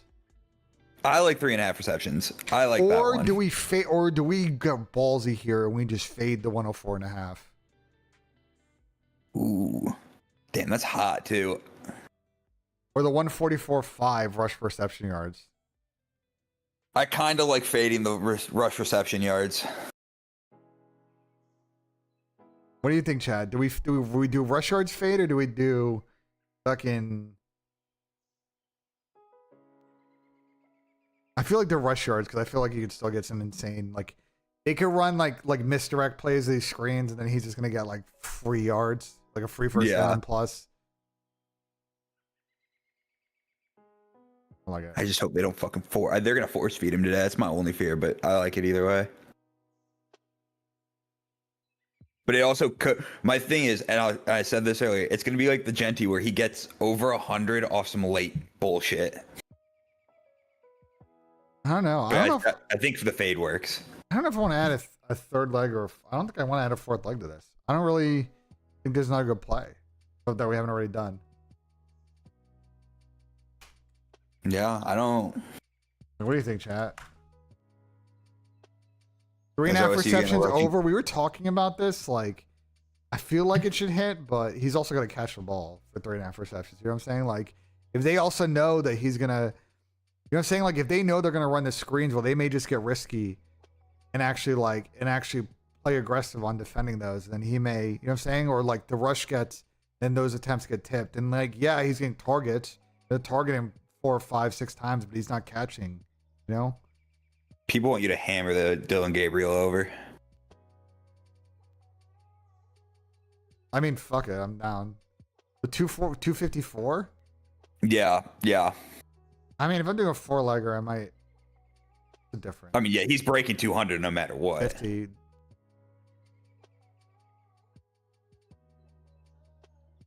$254. He did it against Penn State. He did it against Michigan. He did it against Ohio State the first time. What do you want to do for Gunnar Helm, Trey? 254.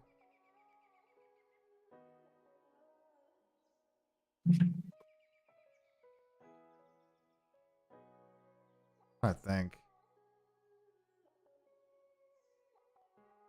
I want to just do the 17.5 rush yards. Oh, Trey just wants to see what they have for him. Oh, okay, sure.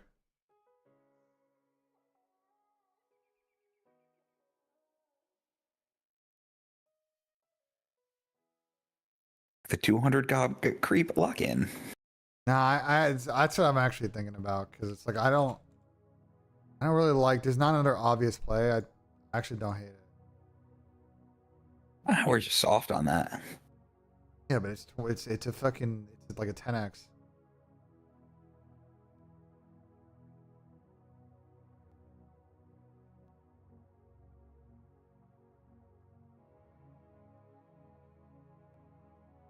I just feel like with how much they're about to fucking pass, because we know how Oregon plays. But backpack, that's what I'm so concerned about. Is either like Ohio State game's either going to be like the last one where 1,000,000 points get scored, or it's just going to be like a very tight game out of fucking nowhere, and it's not going to be in the middle. But I think he'll hit 200 regardless.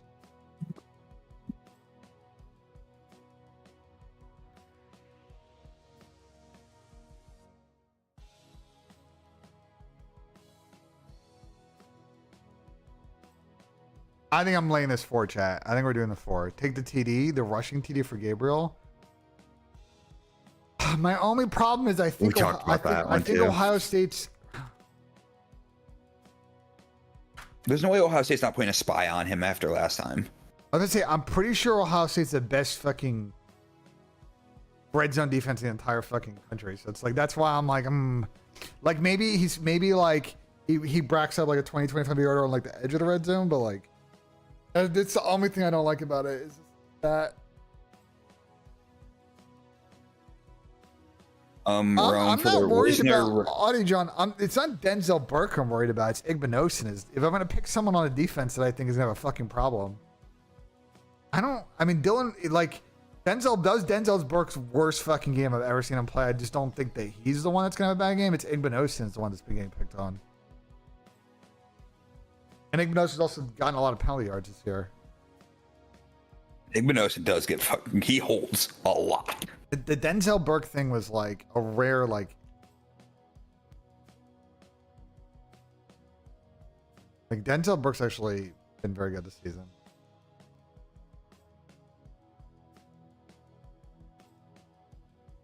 They don't show good defensive stats on here. I think you gotta go. Does PFF have that actual stat? I don't have a PFF sub though. Oh yeah. Do I need one? Let's see. Thing. I don't have one. Yeah, I don't have mine. Yeah, no, you need to have premium stats because I go to it, it's just blank. Dumb. I hate that shit. There's gotta be another site that has it on. Sports reference? No, it's gonna have tackles. It's not gonna have. The stat muse. It's not gonna have other shit. No.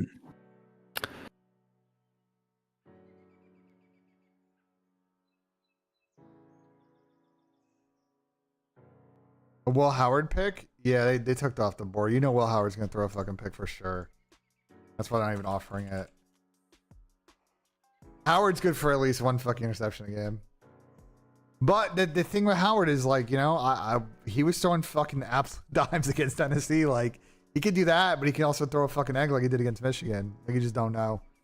He's definitely more, bro, it's so funny. I was seeing moron fans after Michigan game be like, oh, we should have kept Kyle McCord. And I'm just like, can we come back to reality, please? Like, there's no way we're out here saying that we think that Kyle McCord is better than fucking Will Howard. Like, get a fucking grip. The one Will Howard play I will say is this prop. This 14 and a half prop is so they were in the second half of the Tennessee game because they weren't effectively running the ball game was the one thing. They started running more read options where Howard actually was keeping the ball. And then they were doing a bunch of design like power runs as well for Howard to go like outside the tackles to the edge.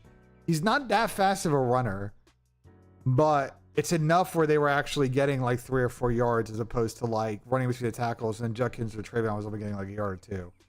How many rushing yards did he have against Oregon the first time? I don't think he had that many. He really hasn't run that much this year. He ran way more at ran way more at State. Kansas State. Yeah.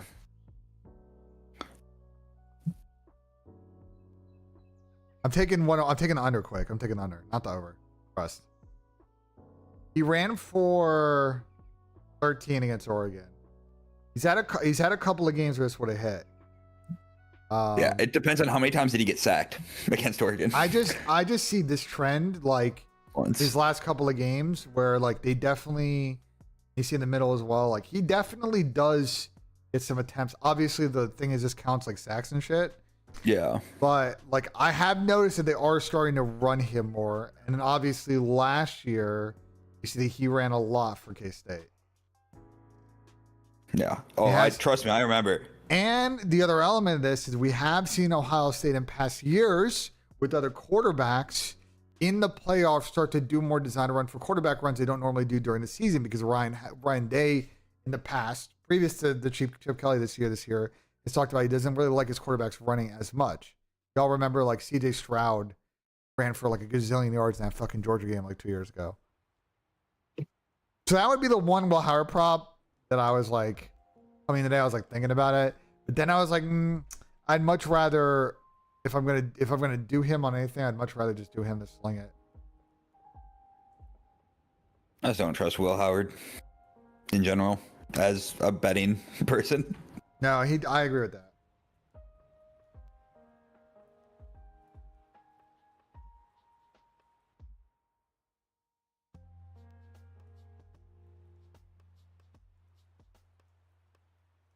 Fucking controller drops. Cement over first half receiving yards. You can't do first half receiving yards on X, but yeah, no. You also can't. Weird thing about Columbus or about Ohio is you can't do player props on any college football games or any college sport games in the state of Ohio. Fun fact. Because of Ohio fucking gambling rules. It's very weird. Yeah. I would actually, another really interesting Jeremiah Smith prop. Okay. I'm curious who's listed here. Let me not. Oh, fucking Arian Smith just pissed me off seeing that line. No, I don't have it. Jeremiah Smith rushing yards. Yeah, Moon, we already placed one. I think I'm booking this 4, bro. I think we're booking this 4. Gabriel with the easy 200. Scatterboo rush yards fade. Gunnar Stockton slinging it and Jeremiah over. I think this will make for a good watch.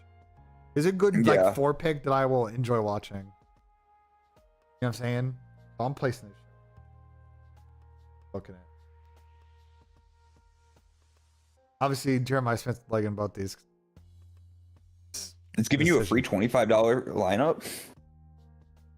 Yeah, no, that was the million legger that we placed. That was the second free 25. Well, did you put it on the first one? Because it's giving you the option if you scroll down. I seen a refresh. I already used it. Okay, I was like, "There's no way it's giving you another one." It's already placed.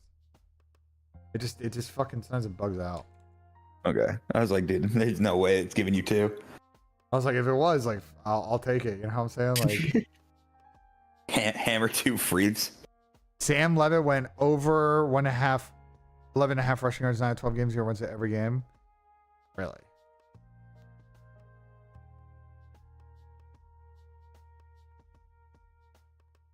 The only problem with rush yards is if he gets sacked a million times, he's not gonna fucking hit it though, Rome. That's the only problem with that. I see the vision, but like if they get fucking slammed, bonied, like it's not hitting that.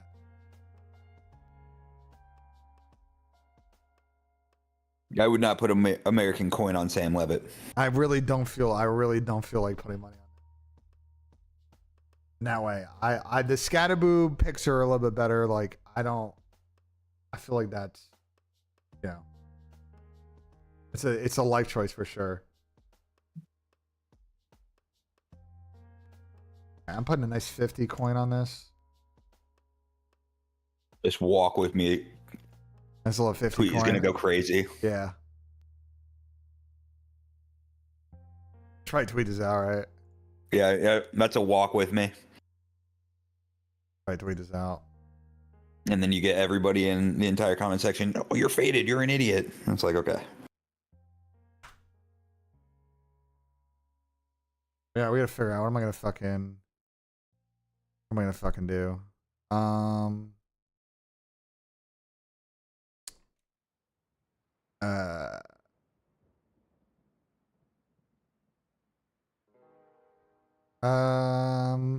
what copy are we doing? Yeah, what am I putting in the body of this? And I don't have to work today. I ain't doing copy. Put a period. I was about to say you better put a period. Ask Chelly that lay if you just place if he likes. Brother, Chelly probably drank so much last night watching the Penn State game. I would be surprised if he's awake right now. I could call him and say, And you Ben, hit him with the walk with me. walk with me. Walk with me. That's my go-to.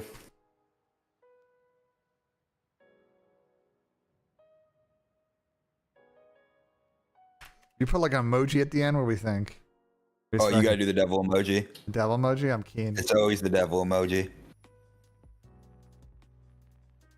This one. Yeah.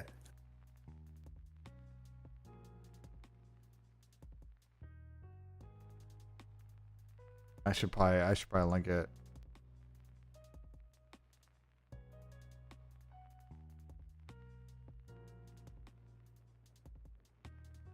Why does devil emoji look weird? Yeah, where's the one of it smiling? I don't know. Because there's the smiling and the frowning. There it is, the smiling one right next to it. This one, the smiling face with horns. Not the fucking Japanese ogre. Alright, I'm lobbing this. Lobbed. Destiny Udogi's out for 6 to 10 weeks, bro. What the fuck, man? Oh my god, I hate being a fucking Tottenham fan, bro. Our whole team is dead. And down goes Ben. Bro, what the fuck ass? Dude, no way. Dude, I actually... Not to switch up, but Jesus fucking Christ. God, we're so fucked. God, this is the last thing I want to see on my fucking timeline. Oh my god, actually I'm so depressed. He's out for fucking he's out for 2 months? Imagine being a Tottenham fan is crazy.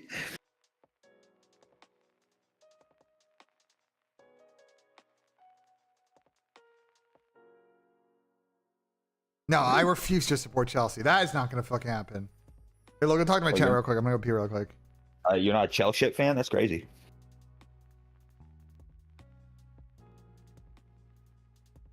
Okay, creep. You're insane for this. Y'all, what do you think the scoreline is going to be for this Oregon-Ohio State game? Before I start playing any more lays.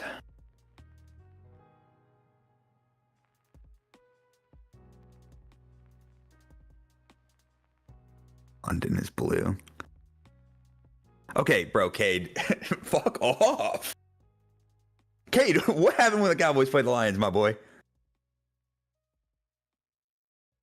Also, you're in court. Just fucking join.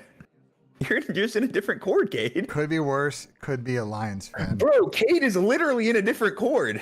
What chord is he in? He's in a Proper's chord. I can fucking see him.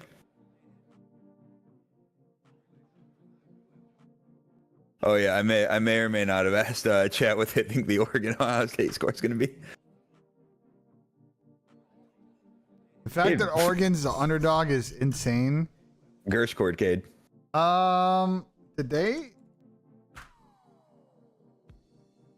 Oh, I don't know. Did they fucking?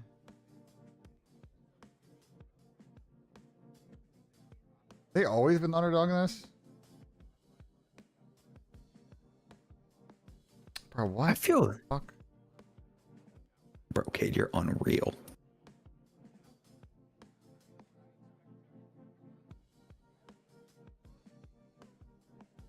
I'm letting this load, chat. I want to see. Bro, the pick your website is so buggy sometimes, though.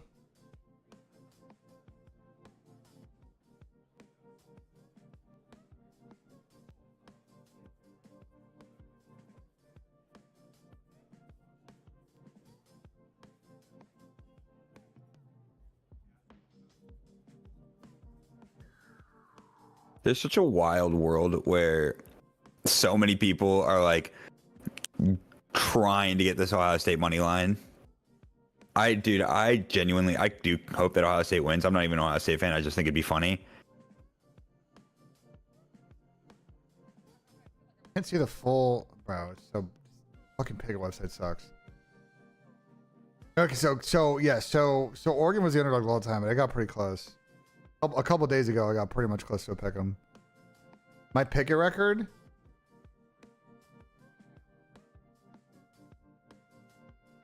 This is pretty much last year. I mean, bro, I don't like. Listen, I can make way more money if I just did when I was before. Obviously, doing prize picks. If I did singles, I'd make way more money. But like, you know, I just bet to just do fun parlays. You know.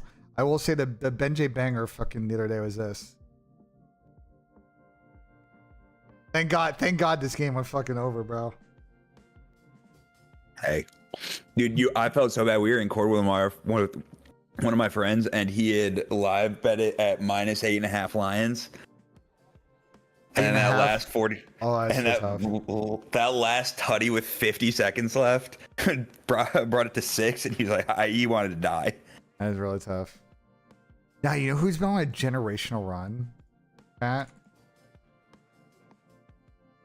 Hold on. Dude, Jerica's been insane. I don't know if I can pull up her the pick a website kind of. She dropped it on her Twitter. Yeah, but it just doesn't you can't pull up other users on the web app for Pickett. Yeah. Yeah, their web app kind of sucks. No, Jerica's been on a generational run. I got a tidbit for Jerica. She's been on a fucking absolute run. Bro, she made 12K one day. I was like, damn.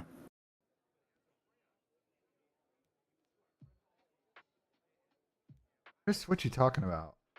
He's talking about the one that you linked in the first legger, not the 4 pick. The 6. Is it? Yeah, send him the 6. Okay, hold on, because he's confused. Because yeah, you linked in the 6. You didn't link in the 4 because you linked the 4 on your timeline. I'm playing the DM now. Yeah, that's why he's probably confused. Yeah, he literally texted me. He's like, "What was the slip?" I was like, "Dude, I don't even remember."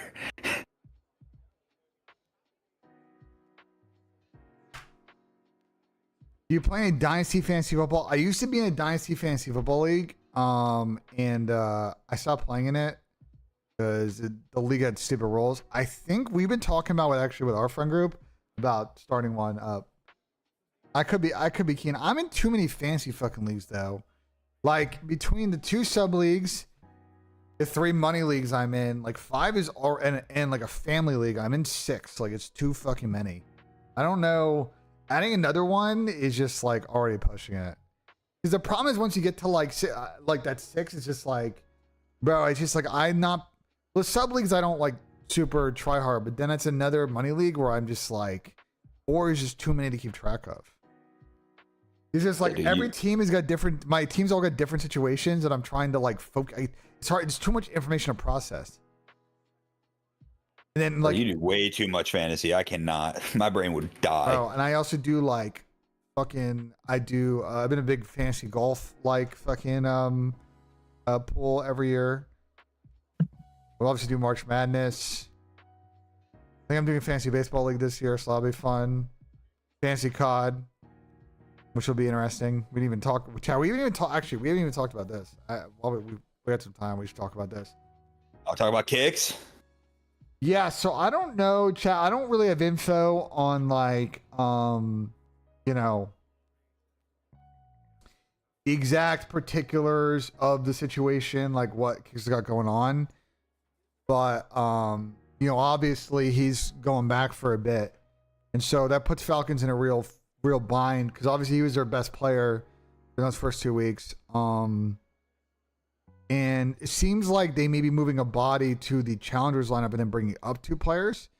Whatever changes they made now, they're locked at least for this weekend. I mentioned on Twitter the situation. Find it. So I point out on Twitter because I was doing a video and I was like, okay, well, so like now, like if they qualify like for the elite, then they're kind of fucked the roster moves. And so in the handbook for the elite, because it's New Year's weekend, they never do it, Mike. It said teams participating in a season only must participate where world roster is using that season's qualifier stage unless until approved by the administration in writing, which is weird language. I don't know why it says until approved, but anyway, there is a possibility that CD will allow like a one-time change. And then like Luti responded to my fucking tweet and said that they actually didn't know about this rule, which is interesting. And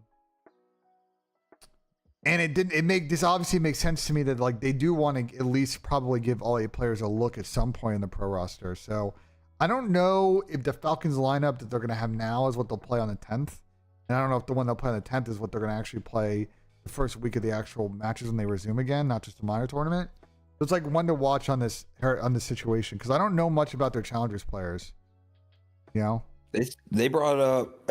I'm intrigued to see how long Hamza stays on their academy, because I feel like he is, well, one, very good, and two, he already has the experience, and it might be very useful to bring him up for this team.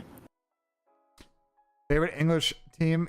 Tottenham. Unfortunately, our team is dead. The entire team is dead. We're dead. We need 1 million players in.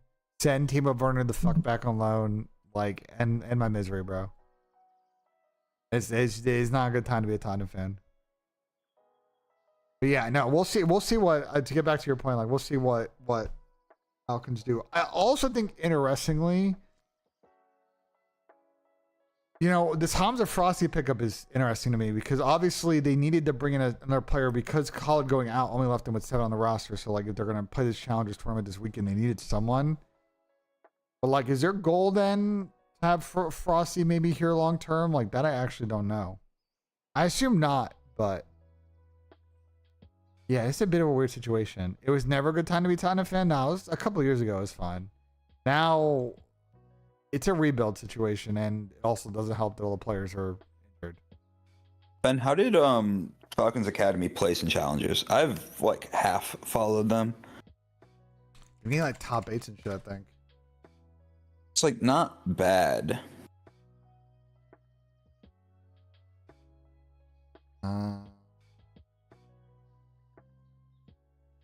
We got top 16 in the 3rd cup. We got, I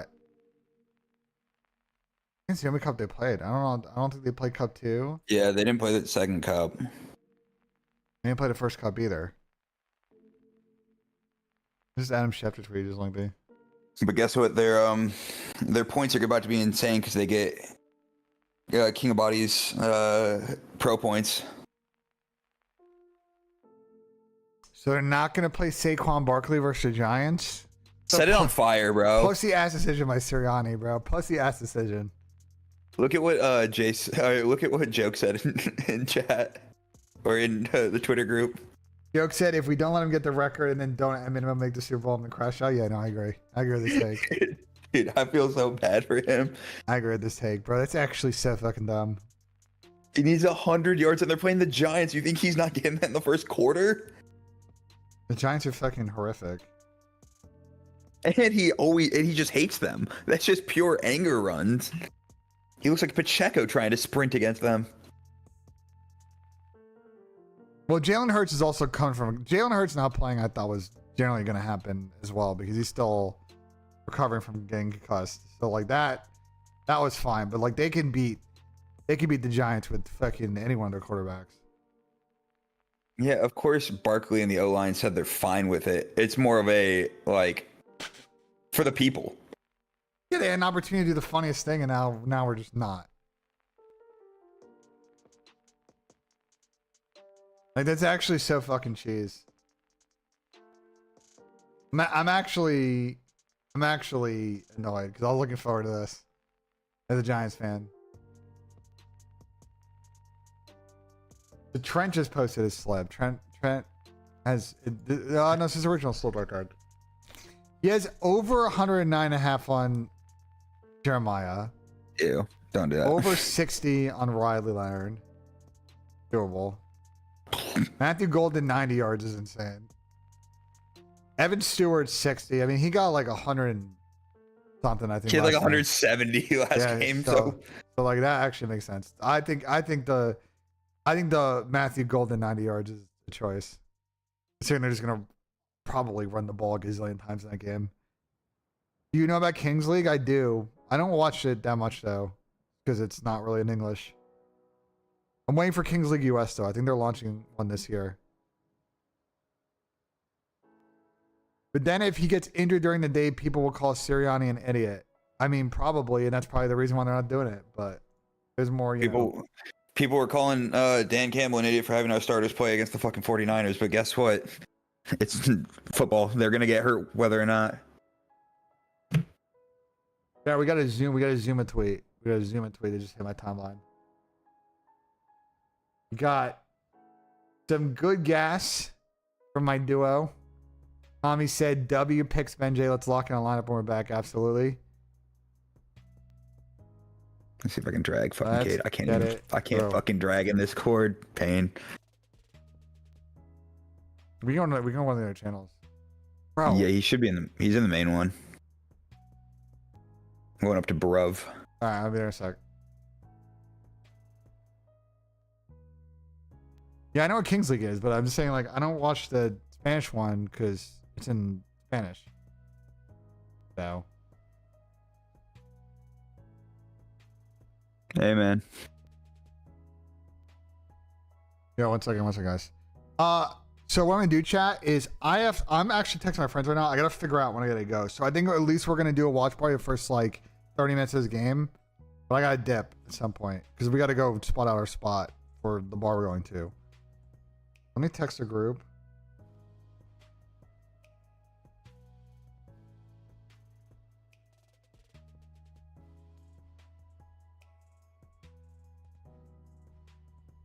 Time I gotta walk over there.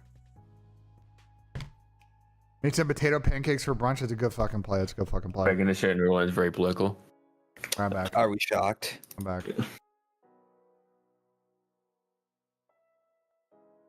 I am back. I should put this game up in a little corner over here. It's go time, baby. There's nothing more than I want than for ASU to just go fucking off today. I think it'd be so funny.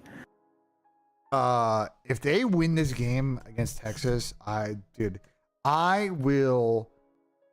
It'll be so funny because of like just the absolute SEC meltdown that's gonna fucking happen on the timeline. Oh, dude, I already have the draft to tag Lane Kiffin. Don't worry. Bro, it'll be so funny, bro. It'll be so funny. It'd be comedy, dude. I'm so Bro, here for it. I will actually just fucking like straight up just die of this absolute fucking laughter. There's nothing I hate more than Texas. Actually, that's not true. Colorado's up there. This is because I'm a Nebraska fan. Chat before you guys start saying it's because of Dion. It's not fucking Dion, you know it. No, it's 100% because I hate Colorado, and my mom got a beer poured on her head in the 80s. Generational hate. Oh yeah, dude, it's been a long time. Of course, I'm a Longhorn hater creep. I went to Nebraska. Like that's born a hater. You're born a hater at that point. Yeah, like you have no choice in this matter. Like, this is Big 12 hate. This ain't even SEC hate. I want to see these game day picks. That's why I have game day up right now. I'm trying to see. Yeah, I have it up on my other monitor. Bro, they were making fun of earlier. They were making fun of like the fact that there's a box named after Herbstreit at the Rose Bowl. The SEC box. I don't know. There's some Kirk Herbstreit box at the Rose Bowl. He probably has something. I'm not shocked. I'll be right back. I'm going to the bathroom. They're saying they won the bowl.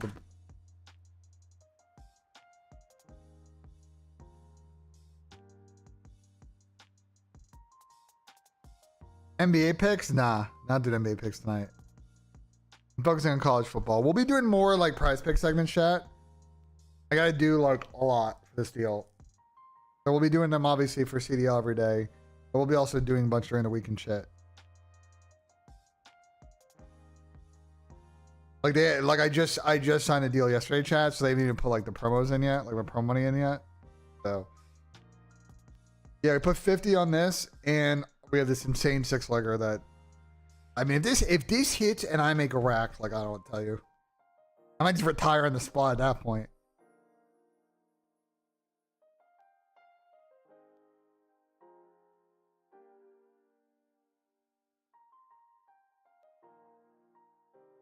The Bengals have a chance still? Yes. Yes, I'll show you the NFL scenarios.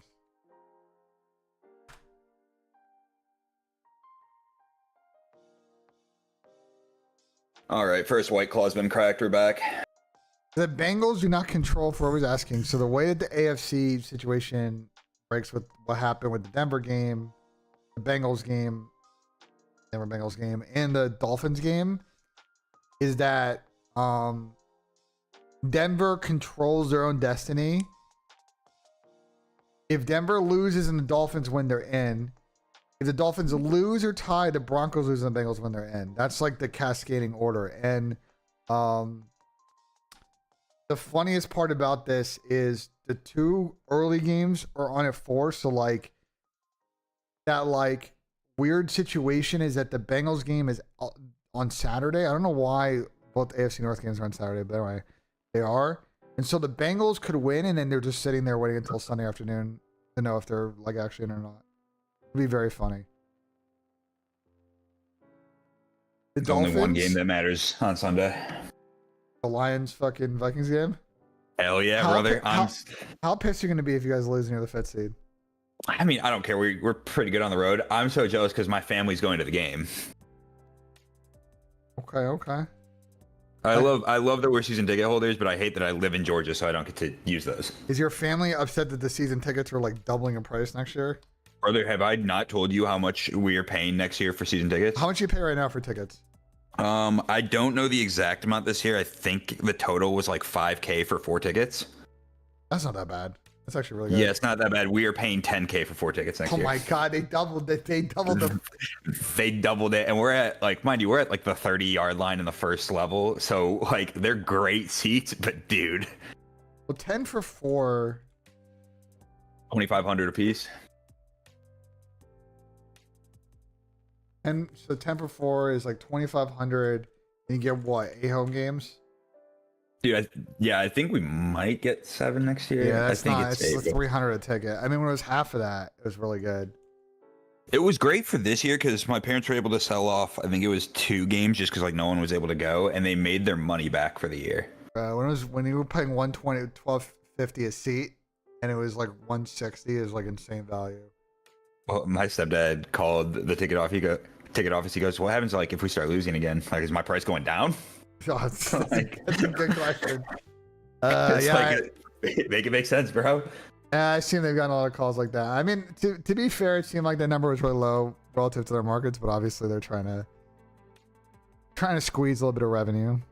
But doubling the ticket price is fucking psycho. What are you able to say about the attack by Notre Dame in Georgia? What do you mean? I don't know what that. What is the attack by Notre Dame in Georgia?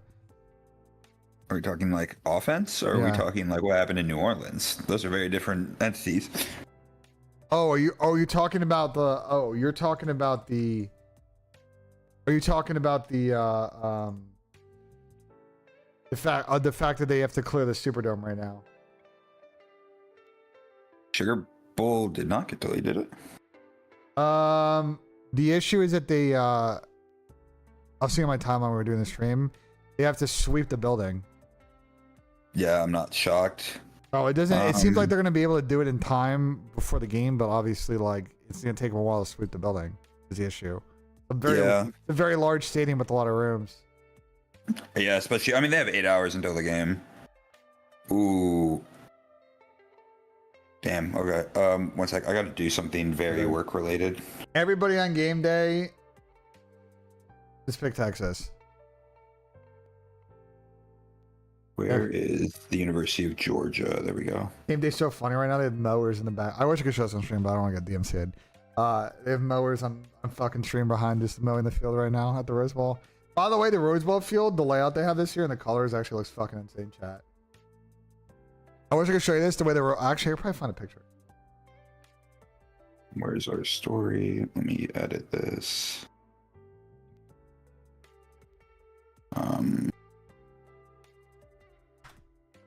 They've been doing this for a couple of years.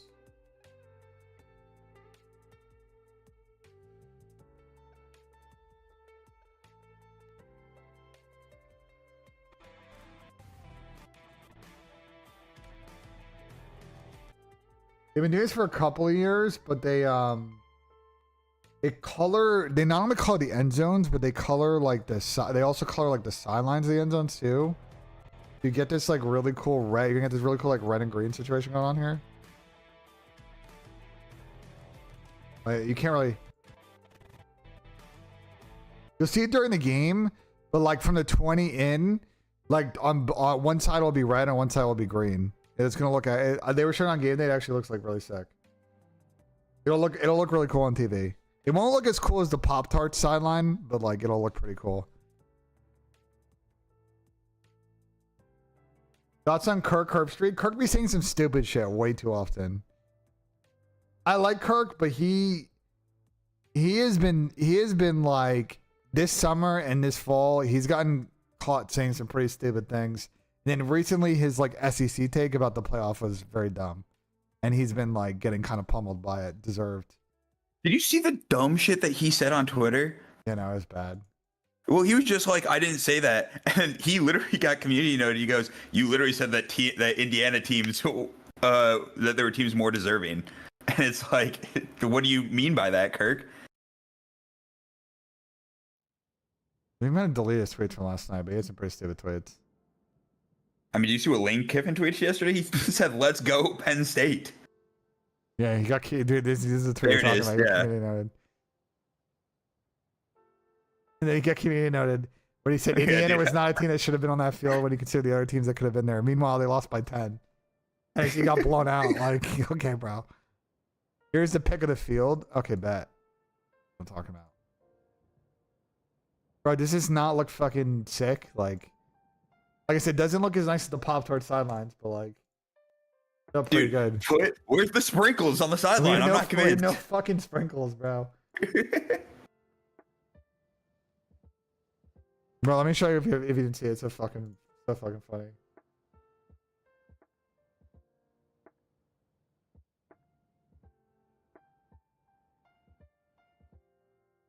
The Pop-Tarts Bowl, they got approval from the NCAA to do these sprinkle sidelines, so like it doesn't feel over to the right, but it would like go to the left. It looked pretty cool on stream. I will say, Pop-Tart Bowl, the Duke's Mayo Bowl, like that is W marketing. Like they are doing a good job, like leaning into the marketing of the game.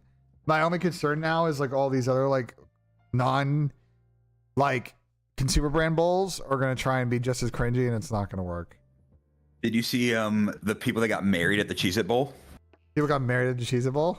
Dude, type in Cheez-It Bowl wedding, like, or Cheez-It wedding. Dude, it was legitimately the like person that married them was in a Cheez-It costume. Or what?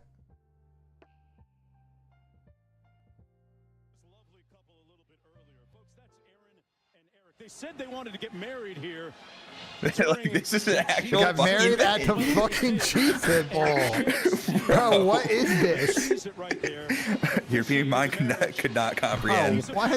There's a look at the first kiss. Saw the first dance. Did you want a chance proposal or a Cheez-It Bowl wedding? Take a pick. Bro, what the actual fuck? Not good for business. Dude, that's so on brand. It's hilarious. Okay, there's a peach bowl. Got it. Great question. How do you officiate a wedding without being able to talk is actually a very good point. Actually a very good point. The best part is like the entire game they were still down there. So let me go to this. Did I delete this scene? I'll go to this for the game chat. We're gonna watch this for a bit before I go. What was the announcement? I'm a prize pick partner now. That was the announcement. I wait for Gamecast to start, Chad, and we'll do this. I love that. Like, I click on it. It's like, you have access to this, but the game hasn't started yet. I'm like, okay, dude. Yeah, Wait, you know, what's on Hulu bro, right now? America's so stupid. Like it's what I like about European football. They say a game starts at 3, it starts at fucking 3. Yeah. And American sports are like, game starts at 3, but it really starts at 3:15 because we gotta do anthems, we gotta do 99 walkouts. Like, That's like when Switchy and I went to the Georgia versus Tennessee game. It was supposed to be kick at like 7:30, and we sat down at like 7:40, and it didn't kick for another 15 minutes. well, It's like, it's insane. I will say sometimes what happens, to be fair, sometimes what happens is that they stack games, right? ESPN does like 15 games one day, and they slide games back like 15, 20, right? If you notice about the college football playoff, by the way, it's more scheduling, you're going to notice that there is a very large time gap between the first game and the second game, and then the last game is pretty tight, which I think was intentional. But the Rose, again, classic Rose Bowl, the sun sets in the fourth quarter of the game, but also because I think that way they can do like the whole pregame ceremony for the Rose Bowl, including like the walkouts, the fireworks, like the fucking stealth bomber B-52 fucking flyover they do. So I think that's the one thing the NFL does really well, is how well timed their games are. Yeah, they are good about like it. The 1 to 4:30 to then like a break and then like 8:15, 8:30 kick. It's like just the perfect amount of timing that you can do stuff in the middle. But I mean, you just gotta wait, bro. You gotta wait. You know what the NFL is going to do eventually? The NFL, and they've been leaving breadcrumbs. And if you're smart guys, you'll see what's going on. They want to expand the NFL schedule by 1 game, which the players will eventually agree to because it's more money for them. And then in doing so, it's going to allow them to add more international games. And they're going to be more 9:30, 10 a.m. fucking kickoffs every single day. And they are going to just own 14 hours of football on Sundays. The NFL is very smart. They know people are going to tune into those early games. They will eventually be able to sell that package to someone, because right now they just do them on NFL Network. But eventually one of the networks is going to go get it. And they're going to have the nice 9:30 game that ends by like 12:30, 12:45. You get a quick fucking snack, and then 1 p.m. kickoffs. Like, the Rose Bowl does not start at a weird time. 5 o'clock in the afternoon on Wednesday is when the Super Bowl starts. Well, not on Wednesday, but the Super Bowl is normally around this kick too. On a holiday or a weekend, like 5 East Coast is like perfect for all time zones. It's a late afternoon. Go ahead, but it's late afternoon, but it's also not like too early for the West Coast. Yeah, like a 2 p.m., like a perfect 2 p.m. kickover on the West Coast. Every other time, like the game's not ending at like a super late time, that's my gripe about 8 o'clock games being on the East Coast. It's like we're ending at 11 o'clock or midnight, and it pisses me off. Not sound like an old man, obviously, but oh damn. Yeah, one of the people. Well, keep going. Sorry. One of the people in the New Orleans attack was a Georgia student. That's that got injured. They're still alive, but they are critically injured.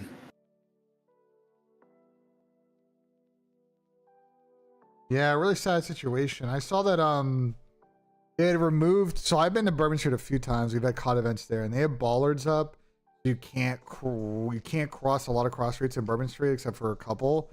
You also can't. And so apparently they had removed those because they're the Super Bowl's also in New Orleans, and they're doing a bunch of stuff, and that may have not played out properly in this situation. So it's a very sad situation for sure.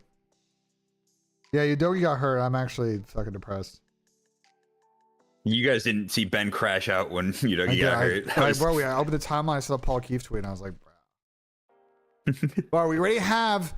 Bro, the Tottenham injuries are insane. They have 2 wingers out. They have a midfielder suspended. They have another CMs that hurt. They have 4 center backs that are out. Now left back that's out. Poro is going to go down eventually too because he's played too many minutes. And we have a keeper that's out. Like, we have literally like 13 healthy players. It's actually nuts. Yeah, Udogi's good. I would say he hasn't played that well this season. He played much better last season, but he's also like 21, so it's like, not gonna like lose too much composure. I have the game up. We're gonna watch this for a bit, and then I gotta go actually in like 20:30. So we're gonna close out and watch probably the first drive or two of this game. I'm actually turning the music off because it's gonna be too distracting. You guys are watching streams, so apologies on that. I'm watching on YouTube TV. So if you're not watching on YouTube TV, if you maybe are using a stream that may or may not be behind, apologies. You can tune the YouTube version of this and like try and sync up with me because you can't do that on Twitch.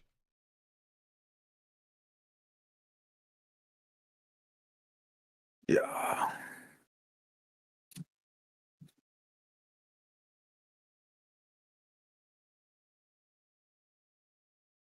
Trying to remember what crew is this? What conference is this crew from? Where's football Zebras? I'm actually I think I curious. was in Big Ten. It has to be Big Ten or ACC or. I hope it's not ACC refs. So ACC's got the ACC refereeing this year was some of the worst I've ever seen. That Miami game with the Hail Mary ending was the worst shit I've ever seen in my life. I got some really bad news for you. Oh no. No. The Rose Bowl is an ACC crew. Oh my fucking god, dude! Why? It's my former boss's crew, actually. Oh my god, please, can we dude? Oh. God, they had an ACC crew refereeing the fucking game. The Ohio State Tennessee game was also an ACC crew. It's the same ref from. This is the same crew from the ACC champ game, so they're good. Okay. Because there's some ACC crews like that. Like the worst refereed game, one of the worst refereed games I saw this year was that fucking Miami game that ended that crazy Hail Mary non-play. The amount of insane calls in the second half of that game, and the fact that it took him 30 minutes to review that was actually just fucking unacceptable. Oh, I'm so dumb. Yeah, this is a Big Ten crew. That's Larry Smith. I looked him straight in the face. Yeah, this is a Big Ten crew. But Ohio State is ACC. Oh, you were worried about no one being in this game. This game is packed. Literally, there were no empty seats. No. I said that it wasn't going to be like a favorite. I said it was going to be a true neutral. Yeah. Oh, true. Yeah, we were. This game is. I really like Mercedes-Benz. I haven't been to it though. I really want to go. You want to know the only time that I've actually been inside Mercedes-Benz was to watch a college football, flag football championship game. Well, I was gonna go a while back for Atlanta United game when they were good. They suck now. But the FaZe guys did not want to go because they're fucking bitches. But eventually I'll go. Dude, it's like Atlanta United, like my friends all go to their games, and it just seems amazing. Damn, that's a lot of Arizona State in the crowd.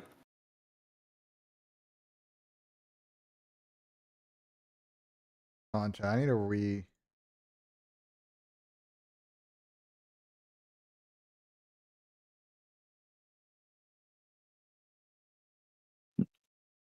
this. Hold on.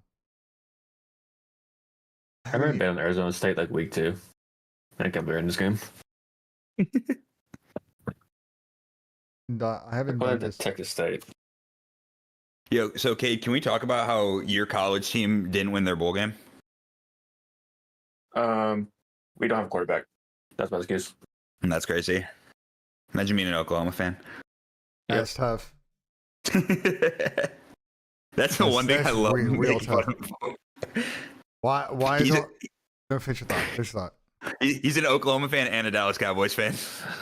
Can I put the scoreboard up? I can. Give me 1 second to do it.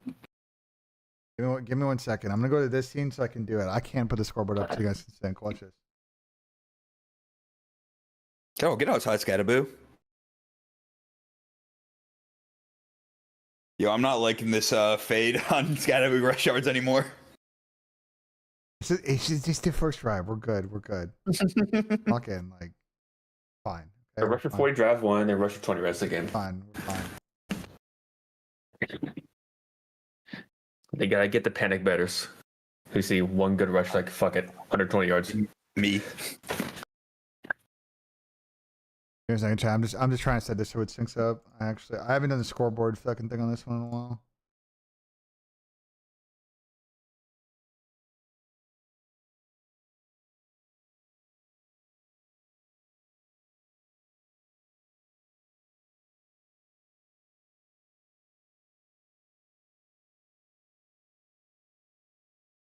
game could be really good, or it could be like the Big 12 championship game last year, where it was a complete utter blowout because Oklahoma State should not have been there. Fair. True. Oh my god, trying to crop this. Real tough right now. Good chat.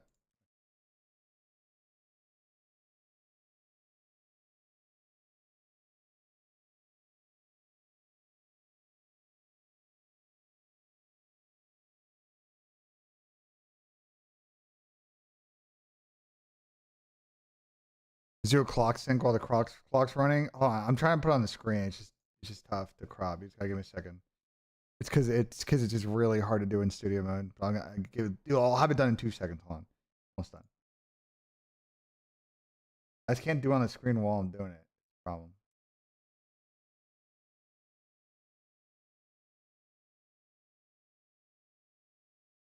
Yeah, Kate, did you put in your prize picks for today using code BenJ? I was halfway asleep when I was watching it at first, but the one I did was the Ohio State wide receiver over, and I did the over for the fantasy score for the Oregon running back. Fair. Because he's been hitting over a lot lately. Oh, unblocked. How did that block? He literally tackled a fucking punter. Oh, bro, I can't believe what just happened. How the? Wait, they're gonna call that roughing. He got like edge speared. Like He literally didn't. He didn't touch the ball. He literally tackled him, bro. All right, here we go, chat.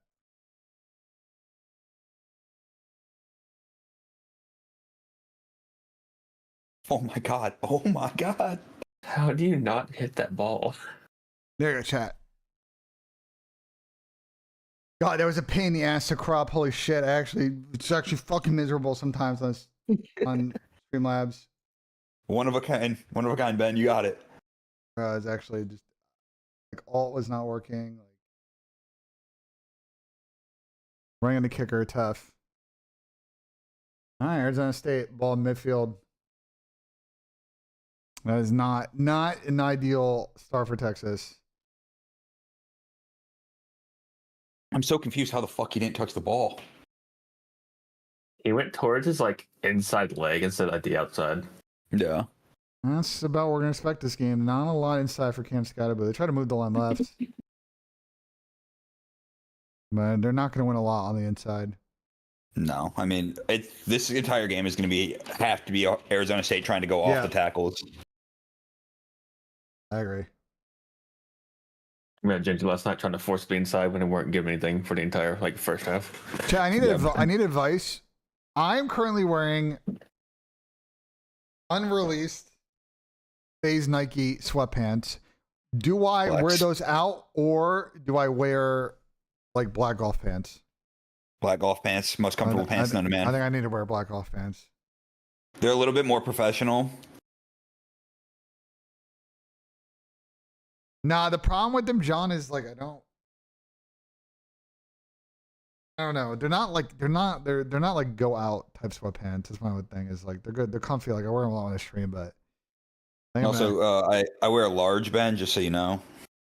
Large sweatpants? Yep. There's a joke to be made there. Okay, bro. And we did get it. You barely got it on the second push. They call it my personality for a reason. Actually crazy. Stand up. I'm not gonna show you guys.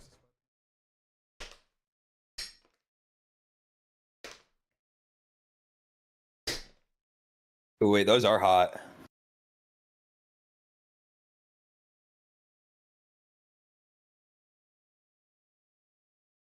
Ben, what is this turning that you're doing?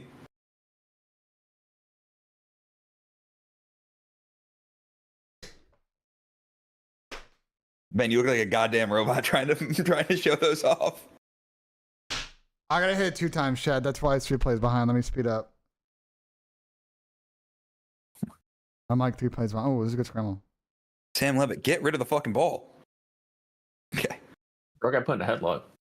Yeah, there's no way that's not a face mask. Yeah, it's gonna speed up now, chat.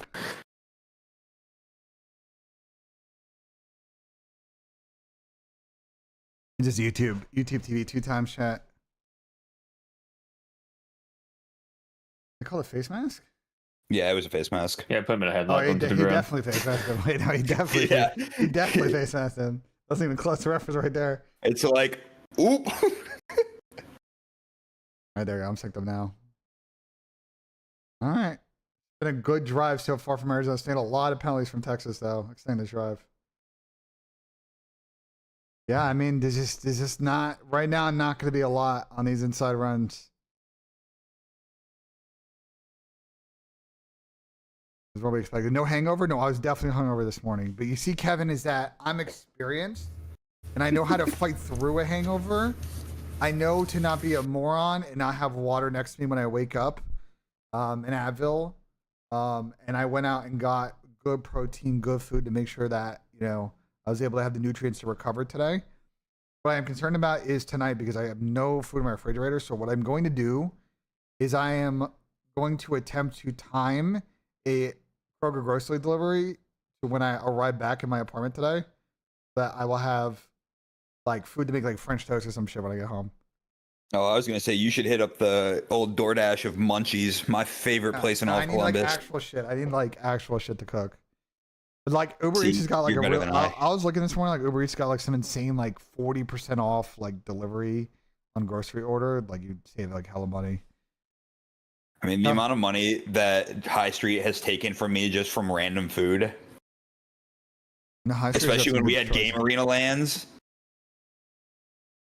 Well, especially around campus, for sure. There's some Yeah. good spots. Oh, on yeah. campus. Taco Bell on campus is also a popular destination. I'll just say that. Oh, Taco Bell is the only thing that I break my diet for. I will also give everybody a pro tip, and I should be gatekeeping this place. But if you were ever looking for a low-key bar in Columbus that's near campus, there is a bar in the basement of Donato's on campus in Columbus that I don't think a lot of people know about. And sometimes it's packed down there, but it's actually like pretty big and there's like a lot of room and a lot of seating, which you don't really get a lot of bars around there. If you're ever with a big group and you want to go pregame spot, you can just like, you know what I'm saying? Like, it's, you know, good place. All right. 40-yard field goal. Will they hit this? Will they shank? Hash mark. Don't give me the Ohio State Georgia field goal all over again. No, that's actually money. Why? So I have a question because I actually noticed. Why are the hash marks? Why are the hash marks Wider? so wide in college football? Does anyone actually answer that I question? actually could not give you an answer, and I don't think anybody could give you a legitimate answer to that. Anyone My know? problem with it is like you want all of these players to basically move on to the pros, right? Like that's kind of the goal of college is to get them to the pro level. Hashes being wider does nothing for them.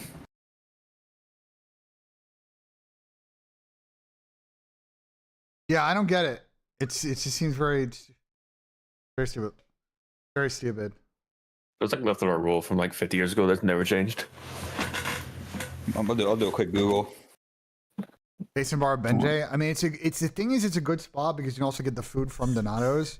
Like you get like the fresh pizza and shit. So like we've gone a couple of times. Like that's been our like second half spot for games. Has been that spot. So you know, it's a good play for sure.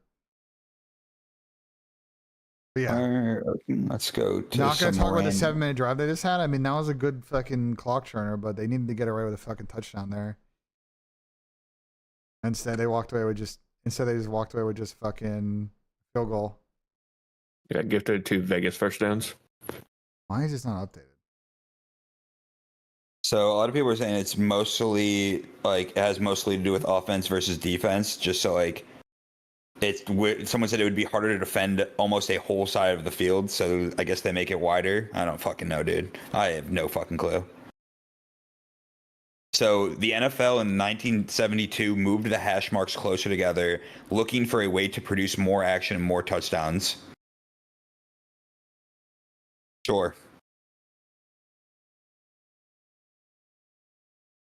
Interesting. I guess more wide side on each side.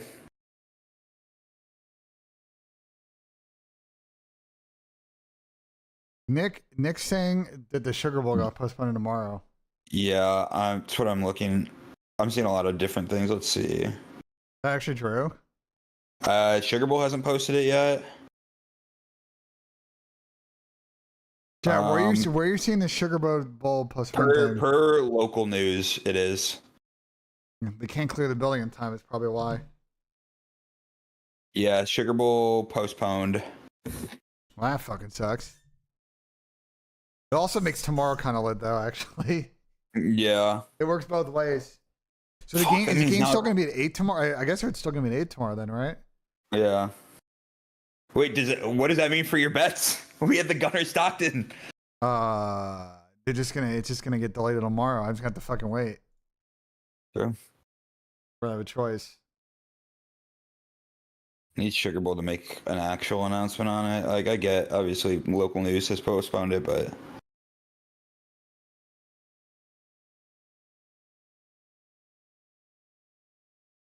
You asking why it's postponed? Because there was an incident last night in New Orleans, essentially a terrorism incident, and I guess the issue maybe is that the guy had IEDs on him in his car, and they were concerned that maybe there were IEDs placed within Superdome, and so they have to clear the building. It's a very large building. And they already have police presence, obviously doing other shit. And it's tough. Oh, big play for Texas.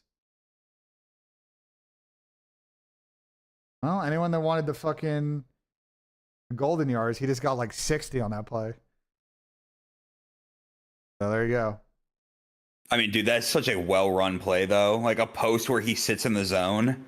Yeah. It is. That's not.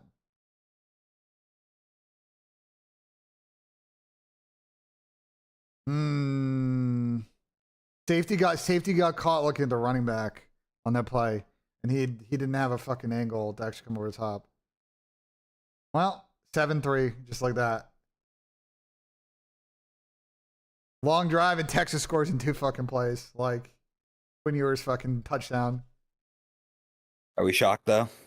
I mean, it should not be that easy, though. That was actually That was a beautiful wheel route, though. That was the easiest drive I've seen all year, bro. Literally 2 plays. That was not what you wanted for Arizona State. Yeah, the wheel route was good. Let's take a look. I'm trying to stack the box against the run, getting caught one safety. And yeah. Switch play in the wheel route, and it was GG's because there's nobody over the top. Well, that's where you get Arizona. Does Arizona State play a lot of one safety looks, or they normally play 2 safety and they're playing one safety just because they got to respect the run? They don't actually know, because I actually don't know how they normally defensively scheme. I don't know, but that was an insane, like, trying to play man coverage there with one single high safety on a team that's more athletic than you. No, not great. It's a decision for sure. It was a decision for sure. So Matthew Golden got 54 yards in that first play. So we were resting Trent for the 90, but he might have actually been on to something. All right, I gotta leave it. We got one. I'm gonna watch one more drive and then I'm gonna dip. That's the win the block. Then I gotta go. The thing is, chat. The situation I have is we gotta go. The game's not till 5, but we gotta go spot a bar. Like we have like 8-10 people coming through, and so we gotta go to this bar and like get space and like hold it down. So like me and my friend Adam are holding the L, and we're going a little bit early before everybody gets there, like 2:30. I got to eat. I haven't done that yet today. Yeah, Trent is weird about this golden thing. The allegations not looking at what allegation syrup. They play Union. Listen, if they actually did play on the patio in Union, that screen is pretty big there. I'll say.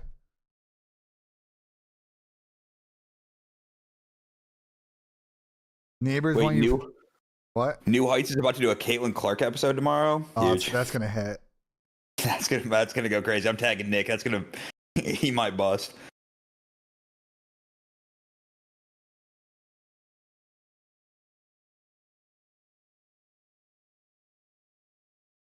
Neighbors won my fantasy game.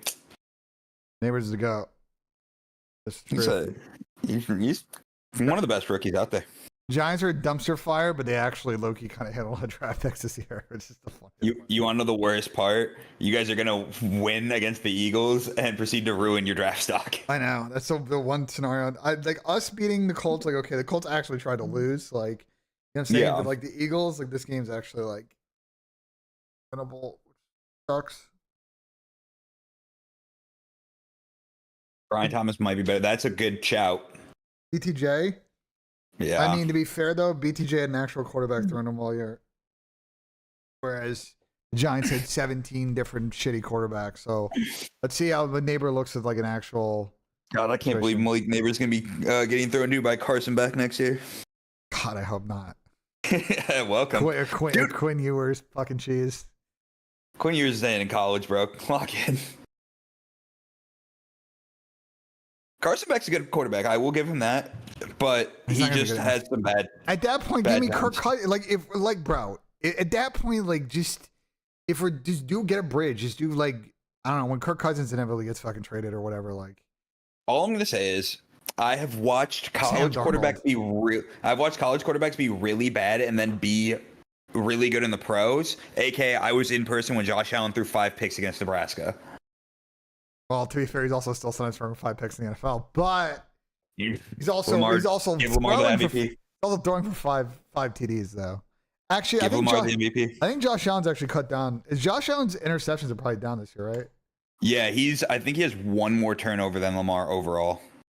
Yeah, no, because he threw a gazillion picks last year on some real shit. So I think he clearly worked on that. Now Lamar should be MVP. Lamar's having an insane season. I mean, yeah, he's just like someone said. Imagine 2007 Tom Brady, or like whatever year he unanimously won MVP, where he also casually runs for 900 yards. Yeah. All right, rolling the QB out. Stepped out of bounds. That is not what you want. You got to fucking have spatial awareness there, brother. Everyone's saying Lamar should be MVP this year. Doesn't realize that Josh Allen was way better than Lamar last year. True. Yes, but here's the problem with last year, and here's the difference with this year. Lamar last year was the best team in the AFC as well, whereas Josh Allen is not the best team in the AFC. That's true. That is very true. Like, if you're going to have the best stats, you also can't be competing against the person creating the best team. Josh Allen's resume is better than Lamar's. Lamar is 5-2 this year against playoff quality teams.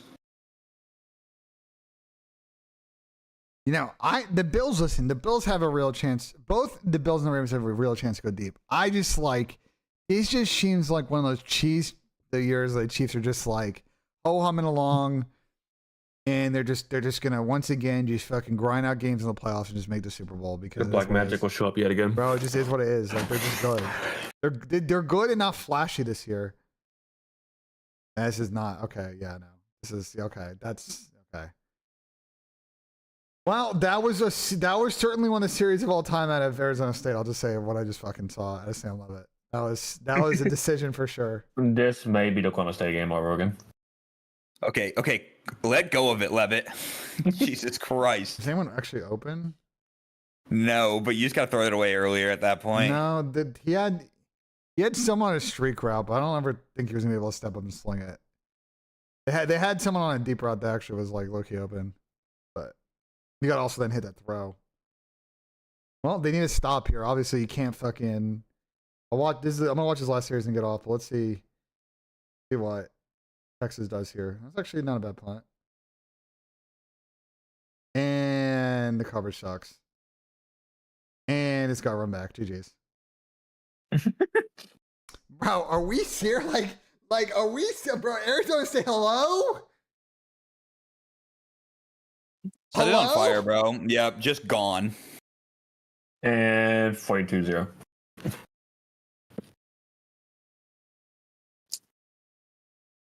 So, Logan, remember what Daniel put down for his bet for today? Yeah, him putting Arizona State winning, not great.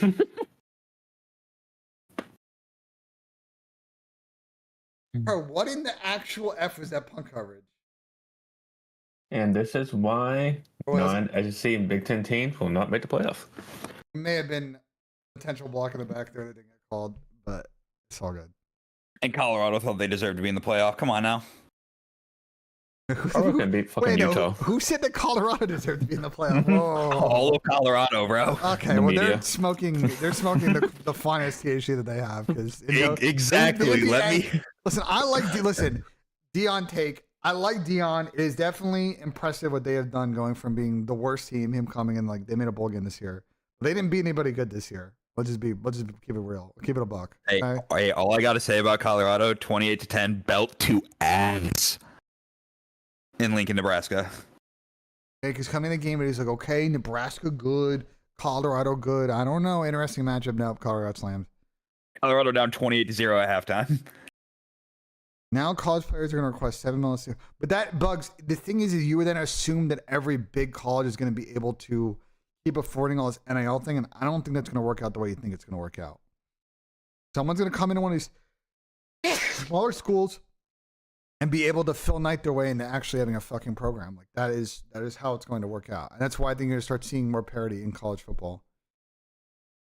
So sports director is saying Sugar Bowl tomorrow at 7:45.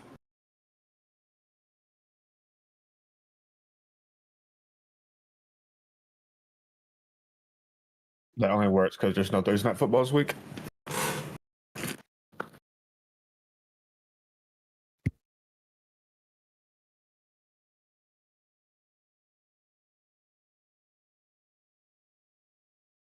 Matt Baker just tweeted Sugar Bowl refs just walked into New Orleans Police Department headquarters. From Matt Baker, who is And very reputable reporter. So I think there's local sources that are probably like law enforcement sources, right? These are probably beat reporters Yeah. on the crime beat. But like let's see what the NCAA and the college football committee is gonna try and do here to Yeah, Sugar Bowl reps just walked into New Orleans. because it fucks over the Obviously. semifinal situation that they play on Monday. Because they Yeah, play I'm- the 10th, right? I mean, Fuck it, put it on Saturday. the combo, yeah, they're both on the 10th, and it's the. Well, it's 7:30. Actually, no, it's on the 9th. So Yeah. if they play tomorrow, then they get 1, 2, 3, 4, 5, 6. They get a whole week. You lose a couple days because of travel and all the other shit. Yeah, no, it's just a bit of a non-ideal situation. I wonder if.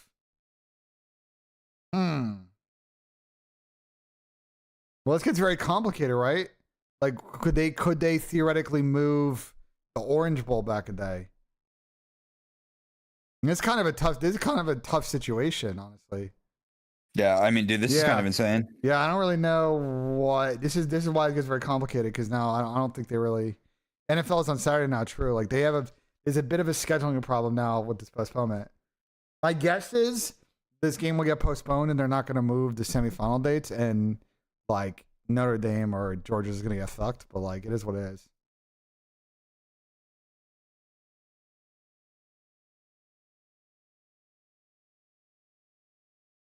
I just saw a tweet: ASU more like ass. Well, we've seen comebacks before in college football. I saw almost one against Bama and Georgia. So you just never know, bro. You never know. Hey, Chad. all I'm saying is that Penn State did take a 14-0 lead, And then almost lost. and it was then close Yeah. for a little bit. I appreciate it, Torque. And no rivals today, Infamous. Probably maybe later tonight if I'm feeling it or potentially tomorrow. I have like super D, bro. I'm on just the biggest unlucky streak in rivals, bro. Like it's just I cannot get climbs in, bro. Really, really frustrating. I have yet to play Rivals. It's a great game, but I'm just stuck in hell right now after getting into fucking plat. It's just like I can't. Every game I get into, we have at least one or two teammates just fucking trolling. It's like possible. I can carry when we do that and tanks on like the like domination mode, but if it's car push, it's chalked. Like See, I just have been gone for a week and a half from the internet, and I just don't feel like trying to grind on that game. yeah, I saw Dan playing it yesterday. I was like, damn, it looks fun. It's just, I'm really not like an Overwatch guy, and it's similar enough. This is not not what we want to see. Sam Levitt not on the same page as wide receivers.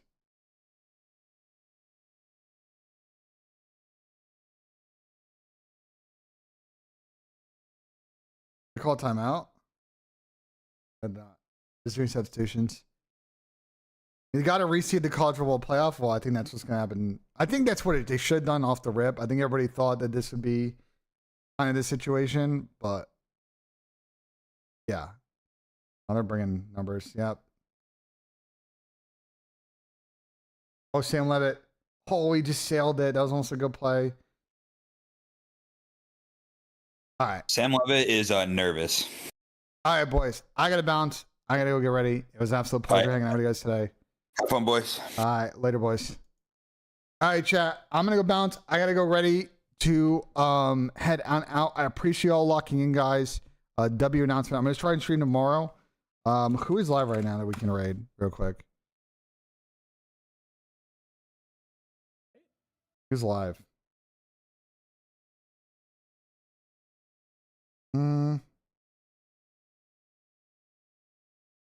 I'll send you guys over to Sam, bro. Why don't you guys go on over to Sam Octane?